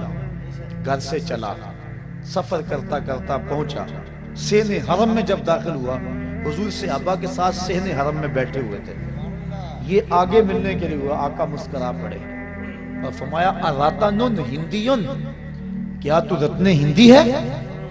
قال نعم. عرض کی حضور ہاں میں رتن ہندی ہوں، لیکن آپ کو کس نے بتایا ہے؟ کہا جس رب نے مجھے نبی بنایا ہے. اب اگلی بات سنیے. اب رتن کہنا چاہ رہا تھا کہ میں ایمان لانا چاہتا ہوں. آقا کریم نے فرمایا قریب آجا، میں تیرے لیے بیٹھا ہوں. تجھے یاد نہیں بچپن میں ایک بچے کو تو نے کھائی سے پار لگایا تھا، وہ بچہ اب تیرے سامنے موجود ہے، اور تو نے مجھ کو اس کھائی سے پار لگایا تھا. آج میں کلمہ پڑھا کہ تجھے جہنم کی کھائی سے پار لگانا چاہتا ہوں. ایمان کی دولت سے مال ہوا. نبی سے جو پیار کیا گیا ہے کبھی رائے گا؟ یہ جو کہتے ہیں سبحان اللہ، اگر آپ کو ٹھنڈ بھی لگ گئی نا سردی میں تو پھر بھی رائے گا نہیں جائے گا. اللہ اکبر. یہ نبی سے پیار ہے، یہ میرے سے نہیں ہے. بات ذہن میں رکھیں، یہ نبی سے پیار ہے، نبی سے محبت ہے. اور نبی کا نام سن کے ٹھنڈ پڑ جاتی ہے کلیجے کو. تو نبی سے کیا گیا پیار رائے گا نہیں جاتا. تو حضور کی ولادت پر جن لوگوں نے خوشی کی اللہ نے ان کو نوازا. جو خوشی کرتے ہیں ان کو اللہ نوازے گا، جو خوشی کریں گے اللہ ان کو بھی نوازے گا. کیونکہ اس کا قانون جو ہے وہ تمام کے لیے یکساں ہوتا ہے. جو ماضی میں، حال میں اور استقبال میں ایک جیسا اس کا قوانین، اس کے قانون ہوتے ہیں. تو پہلا خلقت مصطفیٰ، دوسری چیز ولادت مصطفیٰ. اور ولادت کی باتیں اتنی لمبی ہو رہی ہیں کہ اگلا مضمون جو ہے جو میں کہنا چاہ رہا ہوں اب اس کے لیے بڑا تھوڑا وقت میرے پاس موجود ہے، لیکن کچھ باتیں میں ضرور گوش گزار کروں گا. تیسرا کام، تیسری چیز ہے بعثت مصطفیٰ. حضور کو جب بحیثیت نبی مبعوث کیا گیا وہ ہے بعثت مصطفیٰ. یہ بھی ربیع الاول کا مہینہ تھا، وہ میں عرض کر چکا ہوں اجمالی خاکے میں. ربیع الاول شریف کا مہینہ تھا جب حضور علیہ الصلوۃ والسلام پہ جو ہے وہ وحی کے آثار ظاہر ہوئے، اور آقا کریم صلی اللہ علیہ وآلہ وسلم اپنی نبوت کا پھر اعلان کیا اور حکم ہوا کہ جو قریبی رشتہ دار ہیں پہلے ان کو ڈراؤ، ان کو بلاؤ. حضور نے اپنے قریبی رشتہ داروں کو بلایا. حضرت علی المرتضیٰ رضی اللہ تعالی عنہ اسلام کی دولت سے جب مالا مال ہو گئے حضرت سیدنا صدیق اکبر رضی اللہ تعالیٰ عنہ مالا مال ہو گئے. یہ قریبی لوگ تھے، حضور ان کو دعوت دین تھی. پھر کیا ہوا کہ ایک دن پھر دعوت عام کی، سارے قریش کو بلایا، بنو ہاشم کے لوگوں کو بلایا اور بلا کے ان کو دعوت دینا چاہی حضور نے. ان کے لیے کھانے کا اہتمام کیا، لنگر کا. انہوں نے لنگر کھایا، کھانا کھایا اور بات سنے بغیر چلے گئے. حضور نے اگلے دن پھر حضرت علی سے کہا کہ تم دوبارہ دعوت کرو. حضور کل تو کھانا کھا کے چلے گئے تھے، کہا اب کھانا بعد میں رکھیں گے، پہلے اپنی سنائیں گے. کبھی ایسا ہوتا ہے نا، جو کچے لوگ ہوتے ہیں ان کے لیے لنگر بعد میں رکھا جاتا ہے، اور جو پکے ہوتے ہیں ان کو چاہے شام کو کھلا لو وہ ساری رات نہیں جاتے، کیونکہ وہ لنگر کھانے کے لیے نہیں آئے، وہ نبی کے میلاد کا لنگر لینے کے لیے آئے ہوتے. تو فرمایا ان کو لنگر بعد میں آج دیں گے، کیونکہ کچے تھے نا، بلکہ کافر تھے. آقا کریم نے ان کو بٹھایا اور بتایا، پیغام سنایا کہ میں اللہ کی طرف سے نبی بن کے آیا ہوں. ہے کوئی اس مجمع میں جو میری مدد کرے، میری نصرت و اعانت کرے؟ تو سب خاموش تھے. پھر اس کے بعد حضور نے پھر کہا، پھر سب خاموش تھے. پھر کہا، پھر سب خاموش تھے. تاریخ بتاتی ہے ایک بچہ تھا اس مجلس میں جس نے جو قمیض پہنی ہوئی تھی اس کی 2 جیبیں تھیں، اور ایک سے کھجوریں نکال کے کھاتا، دوسرے میں گٹلیاں رکھتا، اور اس نے اتنے زور سے اپنے بازو اونچے کیے کہ قمیض پھٹ گئی. اور اس نے کہا اس بھرے مجمع میں میں اعلان کرتا ہوں اس نبی پہ جان و دل قربان کرتا ہوں. پھر خیبر کا مارکا ہو یا بدر کا مارکا، احد کی لڑائی ہو یا حنین کی لڑائی، اس بچے نے، وہ بچہ، اللہ اکبر، اس بچے سے پھر کوئی کافر نہیں بچا. اس نے پھر حد کر دی. پھر اس کے ہاتھ میں ذوالفقار لہراتی رہی. پھر اس کے بچوں نے آگے نبی کے دین کو بچایا.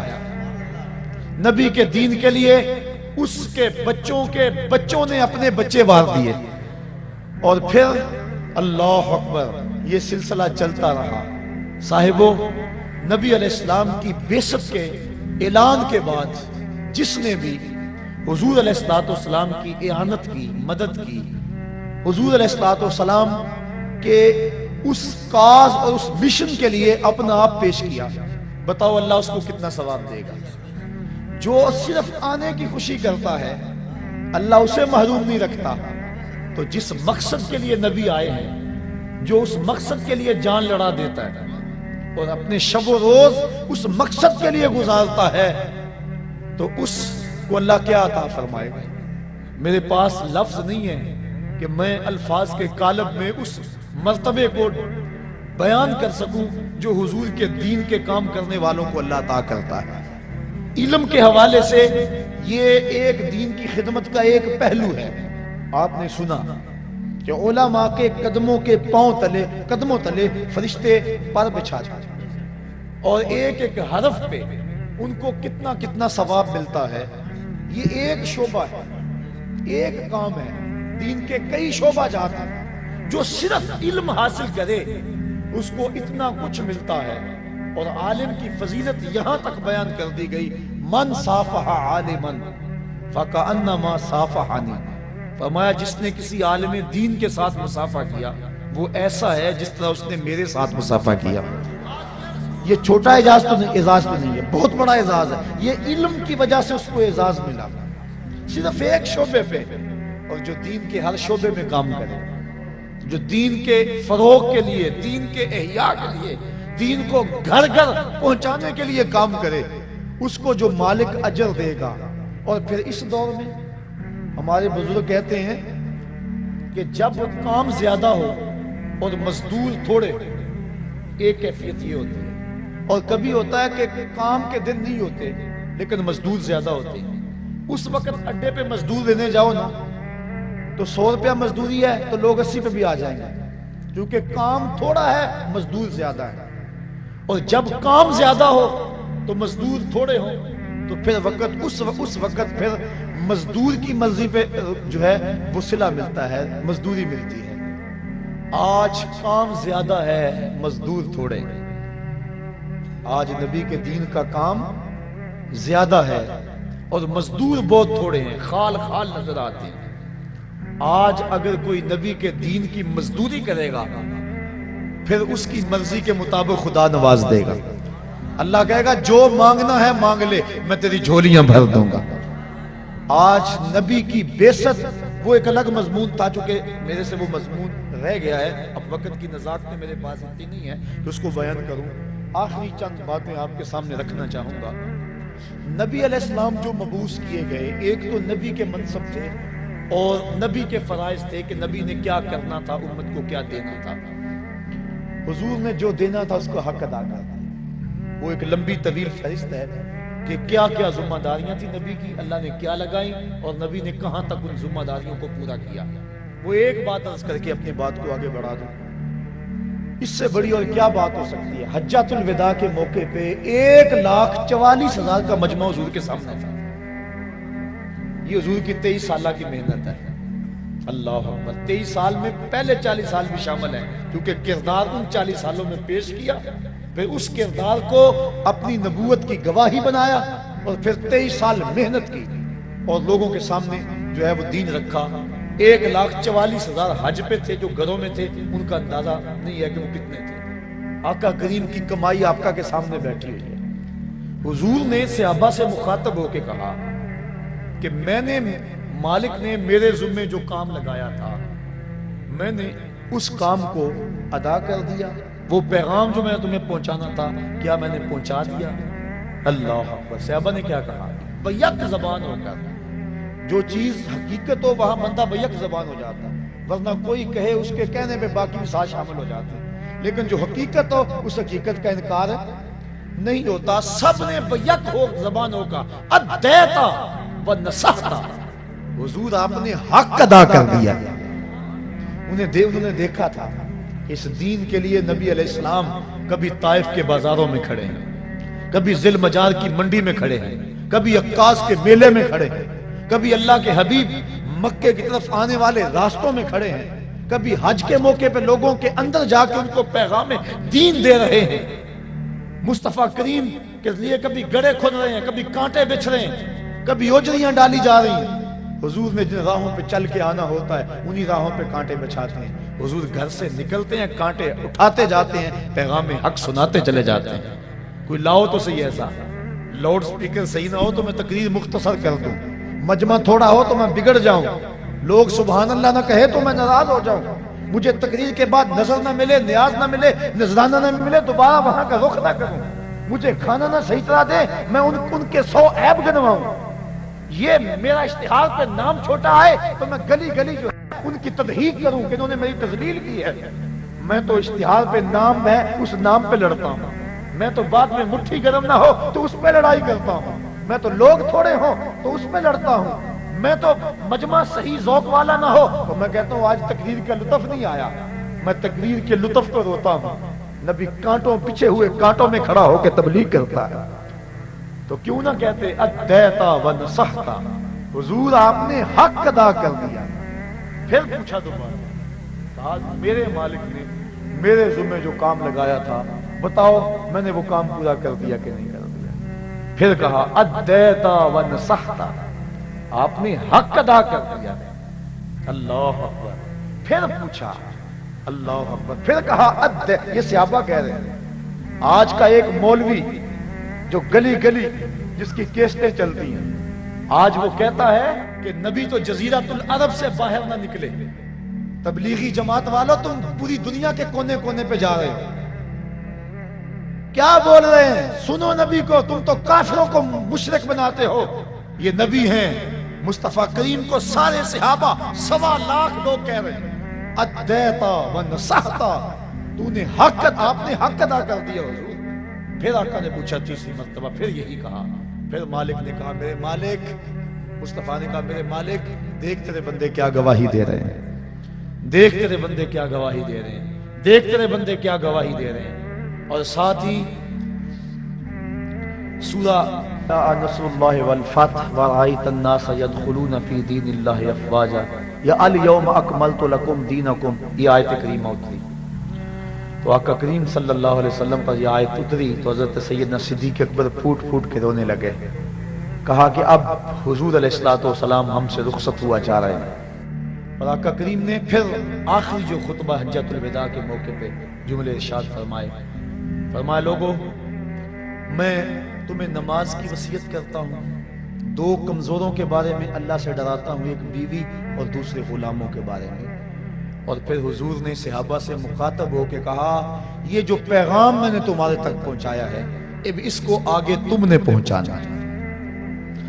اپنی ذمہ داری میں پوری کر چکا، اب یہ ذمہ داری تمہارے کندھوں پہ آ گئی، اب تم اس کو پہنچاؤ آگے۔ پھر صحابہ نے پہنچانے کا انہوں نے بھی حق ادا کیا، تابعین نے بھی حق ادا کیا۔ ایک مجاہد گھوڑے کی باگ پکڑے ہوئے اللہ کے دین کی دعوت دیتا ہوا بڑھ رہا ہے، حتیٰ کہ دلدل آگے پانی آ گیا، اس نے گھوڑے کی باگ کو کھینچا اور آسمان کی طرف دیکھ کے کہا، میرے مالک، میرے تو جذبے جوان تھے، کیا کروں، تیری زمین ہی ختم ہو گئی ہے۔ انہوں نے حق ادا کر دیا، تبلیغ کا حق ادا کر دیا، دنیا کے کونے کونے پہ پہنچے، دی اذانیں کبھی یورپ کے کلیساؤں میں، کبھی افریقہ کے تپتے ہوئے صحراؤں میں، دشت و دشت دریا بھی نہ چھوڑے ہم نے، بحر ظلمات میں دوڑا دیے گھوڑے ہم نے۔ اس انداز کے ساتھ حضور علیہ الصلوۃ والسلام آگے بڑھے، اور حضور کے غلام پھر بعد میں آگے بڑھے، اور پھر غلاموں کے غلام آگے بڑھے کہ انہوں نے اس دین کو دنیا کے چپے چپے پہ پہنچا دیا۔ پھر وہ وقت بھی آیا کہ ہمارے عیاش حکمرانوں نے اس دین کو جس انداز سے لتاڑا اور دین کی قدریں جس انداز سے پامال کی، اور پھر ہمارا بیک گیئر لگ گیا، اور آج ہماری جو حالت ہے، آج ہمارا جو دکھڑا ہے وہ کسی سے مخفی نہیں ہے۔ آج ربیع الاول کی سہانی صبح ہے، ہم نے تجدید عہد کرنا ہے۔ نبی علیہ السلام کے جو فرائض تھے وہ تو حضور نے ادا کر دیے، ہماری جو ذمہ داریاں ہیں اور حضور کے جو حقوق ہیں، ایک والدین کے حقوق ہیں، ایک شیخ کے حقوق ہیں، ایک استاد کے حق ہیں، ایک رسول اللہ کے حق ہیں۔ رسول اللہ کے حق کیا ہیں؟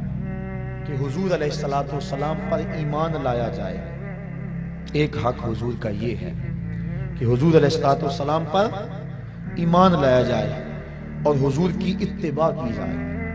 دوسرا حق حضور سے محبت اور عشق کیا جائے، اور تیسرا حق حضور کی تعظیم و توقیر کی جائے، اور چوتھا حق حضور پر کثرت سے درود پڑھا جائے اور حضور کی چوکھٹ پہ حاضری دی جائے۔ اب حضور پر ایمان لانا اور حضور کی اتباع کرنا، الحمدللہ ہم سب اہل ایمان ہیں، یہ اللہ کا شکر ہے۔ اتباع والا معاملہ کمزور ہے۔ آج ابھی مجھ سے قبل اسی اسٹیج پہ بات ہو رہی تھی کہ آج ہم نام تو حضور کا لیتے ہیں، لیکن شکل و صورت سے لے کر لباس تک، وضاقتہ سے لے کر اپنی عادات تک، اپنی شادی بیاہ کی تقریبات کی رسوم سے لے کر اپنی زندگی کے کاروبار کے ہر مرحلے تک ہم غیروں کے طریقوں کو، ان کے انداز کو اپنے گلے سے لگائے ہوئے ہیں۔ آج تجدید عہد کا دن ہے۔ میرے سامنے یہ جو ہزاروں لوگ موجود ہیں، میں کبھی کبھی تو ان حالات کو دیکھ کر مایوس ہو جاتا ہوں، جو کچھ دنیا پہ ہو رہا ہے۔ اللہ کی رحمت سے مایوسی کفر ہے، یہ بات ذہن میں رکھیں، لیکن افراد سے مایوس بندہ ہو سکتا ہے، کبھی کبھی ہو جاتا ہے۔ اور وہ کیا، کسی شاعر نے کہا، خون کے دل آنسود ہوتا ہے، اور میں وہ ایک شعر پڑھا کرتا ہوں فارسی کا جس کا مفہوم یہ ہے کہ جب بہار نہیں تھی، جب بہار تھی اس وقت ہم نہیں تھے، اور جب ہم ہیں تو بہار نہیں ہے، اور جب ہم نہیں ہوں گے پھر بہار آ جائے گا۔ ہم جب سے ہوش سنبھالا ہے، مسلم امہ اذیت سے گزر رہی ہے، اور کبھی کبھی یہ دکھڑا زبان پہ آ جاتا ہے، مرا اے کاش کے مادر نہ زادے، کاش کہ مجھے ماں جنم نہ دیتی۔ اور یہ دکھڑے، یہ مصیبتیں اپنی آنکھوں سے جو دیکھ رہے ہیں، سقوط کابل بھی ہم نے اپنی آنکھوں سے دیکھا، اور سقوط بغداد بھی ہم نے اپنی آنکھوں سے دیکھا۔ کشمیر میں لٹتی ہوئی عزتیں اور پامال ہوتی ہوئی عصمتیں، یہ روز کی کہانیاں ہمارے کان سنتے ہیں۔ فلوجہ کی گلیوں میں جو کچھ ہوا وہ بھی کسی سے مخفی نہیں ہے۔ سامرا کے اوپر جو قیامت توڑی گئی وہ بھی کسی سے مخفی نہیں ہے۔ نصف صدی سے فلسطین کے اندر جو خون کی ہولی کھیلی جا رہی ہے اور جو مسلمانوں کو اذیت کا شکار کیا گیا ہے، وہ بھی ہمارے کلیجے چیر رہا ہے۔ تو انسان کئی دفعہ پریشان ہو جاتا ہے کہ میں کیا کروں اور میں کر بھی کیا سکتا ہوں. مختصر سا قافلہ ہے میرے پاس، لاکھوں نہیں، ہزاروں نہیں، صرف سینکڑوں لوگ ہیں. لیکن پھر جب میں اپنے محبت کرنے والوں اور ان کی پگڑی کے ایک ایک تار میں وفاؤں کے بندھن دیکھتا ہوں تو میری مایوسی ختم ہو جاتی ہے. میں کہتا ہوں ہم کیوں یہ کہیں کہ مرا اے کاش کے مادر نزادے. ہم بے شک تھوڑے ہیں، میرے ملنے والے بے شک کم ہیں، لیکن ہیں با وفا، ہیں محبت والے. ان کی دستار کے ایک ایک پیچ میں محبتوں کی کہانیاں ہیں. اور میں کہتا ہوں ہم میدان میں آئیں گے، بحر و بر میں گونجیں گے، اور ہم تھوڑے بھی ہو کر ایک وقت آئے گا ظلم کی آنکھوں میں آنکھیں ڈال کے بات کریں گے. اور ایک وقت آئے گا کہ اس دین کی سربلندی کے لیے مصطفی فقیروں کا ایک کردار ہوگا. مجھے اس بات کی بڑی امید ہے. اور میں جب بالکل اس سلسلے کا آغاز کیا تھا، جو میرے پرانے ساتھی ہیں وہ جانتے ہیں، بالکل 2 4 10 ساتھی تھے. اور اس وقت میں نے اپنے ساتھیوں سے کسی موقع پہ کہا تھا اور کسی فورم پہ میں نے کہا تھا کہ امیر شہر سے حساب لیں گے پائی پائی کا. امیر شہر سے حساب لیں گے پائی پائی کا. غریب شہر کے بچے جوان تو ہونے دو. اب غریب شہر کے بچے جوانی کی دہلیز پہ قدم رکھ چکے ہیں. ان کے سروں پہ سجی ہوئی پگڑیاں، ان سے نکلتا ہوا نور اور حضور کی محبتوں میں بہتے ہوئے آنسو، اور اسٹیج پر نبی کے نام کے نعرے اور پنڈال میں نبی کے نام کی گونج. آج یہ ساری گونج، سارے نعرے، سارے آنسو، ساری محبتیں، یہ وفاؤں کا سارا سلسلہ تجدید عہد کا ذریعہ بنے. اور آج کے بعد حسب سابق بھی میں نے 10 محرم کو جو وعدہ لیا، اور اس وعدے کے نتیجے کے اندر میں نے جگہ جگہ درس قرآن کے پھیلے ہوئے نیٹ ورک اور درس قرآن کے جگہ جگہ پھیلے ہوئے سلسلوں میں دوستوں کی محبت، ان کی دیوانگی اور ان کا پیار دیکھا. اور آپ یقین جانیے گا کہ اگر 2 گنا حاضری نہیں ہوئی تو 1.5 گنا حاضری ضرور ہو گئی اس وعدے کے بعد. آج ربیع الاول کی سہانی گھڑیاں ہیں، وہ لمحے قریب آ رہے ہیں جن کی جرمٹ میں نبیوں کا تاجور دنیا پہ جلوہ گر ہوا تھا، اور وہ رحمت کی برسات ہو رہی ہے. اور یہ ساری رات رحمتوں کی برسات، یہ رحمت ہے، اللہ کی رحمتوں کا نزول ہو رہا ہے. آپ ہزاروں لوگ میرے سامنے موجود ہیں، اور یہ اجنبی لوگ نہیں ہیں، یہ وہ لوگ ہیں جو میرے ساتھ محبتوں کا سلسلہ اس لیے رکھتے ہیں کہ میرا تعلق قرآن سے ہے اور صحابہ قرآن سے ہے. گلی گلی قرآن کو اپنے سر پہ اٹھائے گھومتا ہوں اور قرآن کا پیغام لے کر گلی گلی جاتا ہوں. 10 محرم کو ایک وعدہ لیا تھا اور پورے زور سے آپ نے اس وعدے کا جواب دیا، اور لوگوں نے اس وعدے پہ لبیک کہا، اس کا عملی اظہار بھی میں نے دیکھا. آج مصطفیٰ جان رحمت پہ چھم چھم برستی اس سہانی گھڑیوں کے حسین لمحوں کے اندر وہی وعدہ آپ سے دہرانا چاہتا ہوں. میرا ہر بار کوئی نیا وعدہ نہیں ہوتا، آج پھر وہی وعدہ ہے. اور یہ وعدہ آپ نے زبان سے نہیں، دل کی اتھاہ گہرائیوں سے کرنا ہے، اور زبان سے قوت سے اس وعدے کی پختگی پر مہر لگانی ہے. اور آپ کی یہ آواز ہوا کے دوش پہ گنبد خضرا کے مکین تک بھی پہنچ رہی ہے، اور مصطفیٰ کریم تمہارے اس منظر کو دیکھ رہے ہیں. اور آج میں کہہ رہا تھا، سوچ رہا تھا، جب یہاں یہ نوجوان مصطفیٰ جان رحمت کے نغمے الاپ رہے تھے، اور یہ کس شہنشاہ آمد کی جو ہے وہ آمد ہے، کس کے شہنشاہ والا کی آمد ہے، پکارو یا رسول اللہ. اور آپ کھڑے تھے، ہاتھ لہرا رہے تھے. اور میں اس وقت سوچ رہا تھا، میں نے پچھلے بھی ایک دن کہا تھا کہ ڈنمارک کے پاس اور مغرب کے پاس سیٹلائٹ کا انتظام ہے، اور ان کے پاس جو ہے وہ نظام ہے، بڑا مربوط نظام ہے. وہ ذرا ادھر دیکھے تو صحیح، پاکستان کے چپے چپے پہ، عالم اسلام کے گوشے گوشے میں دیکھ مصطفیٰ کے نعرے لگ رہے ہیں. کون ہے مصطفیٰ کی عظمت کو گھٹانے والا؟ جس کے سر پہ وَرَفَعْنَا لَكَ ذِكْرَكَ کا تاج خدا نے رکھا، جس کی عظمتوں کی گواہی خدا نے دی ہو، اور جس کو اتنی بلندیاں دی کہ قدموں کی چاپ فراز عرش پر گونجتی رہی. حضرت عیسیٰ جس کے نالین کے تسمے کھولنے کی سعادت کے لیے آرزو اور تمنائیں کرتے رہے، وہ کتنا بلند ہے، کتنا بالا ہے، کتنا اونچا نبی ہے. تو آج ہم نے آج کے اس مبارک دن تجدید عہد کرنی ہے. آج کے بعد ہم نے اللہ رسول سے وعدہ کرنا ہے، ہم جئیں گے تو اللہ کے لیے، ہم مریں گے تو دین کے لیے، اور زندگی کی آخری سانس تک رسول اللہ کے وفادار ہوں گے. یہ آج ہمارا تجدید عہد ہے. آج دوبارہ ہم یہ وعدہ کرتے ہیں، اور یہ وعدہ آپ میرے سے نہیں کر رہے، اور یہ وعدہ میں بھی کر رہا ہوں، اور میں آپ سے نہیں کر رہا، میں اور آپ دونوں مصطفیٰ جان رحمت سے وعدہ کر رہے ہیں. آج جو کچھ ہو رہا ہے اور جو ضرورت ہے، میں پھر وہی بات کہوں گا، میرے رسول کے غلاموں، مصطفیٰ کو دین کے لیے مزدوروں کی ضرورت ہے. کیا مصطفیٰ کے دین کے لیے مزدوری کرو گے؟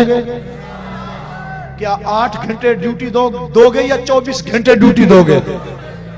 آج ان ہواؤں کو، ان فضاؤں کو، سحر کے لمحوں کو اور گنبد خضرا کے مکین کو گواہ بنا کے اپنے مالک سے وعدہ کرو کہ میرے مالک، ہم تیرے دین کے لیے جو ہے وہ ڈیوٹی کریں گے، تیرے دین کی مزدوری کریں گے. ہم جیئیں گے تو تیرے لیے، ہم مریں گے تو تیرے دین کے لیے، اور زندگی کی آخری سانس تک تیرے رسول کے وفادار رہیں گے.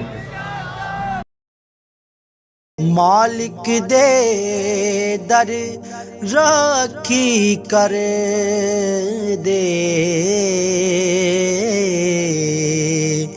تے صابر بھکھے ننگے. مالک دے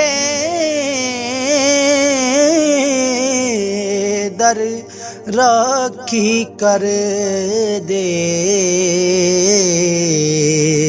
صابر بھکھے ننگے تے جیون جیون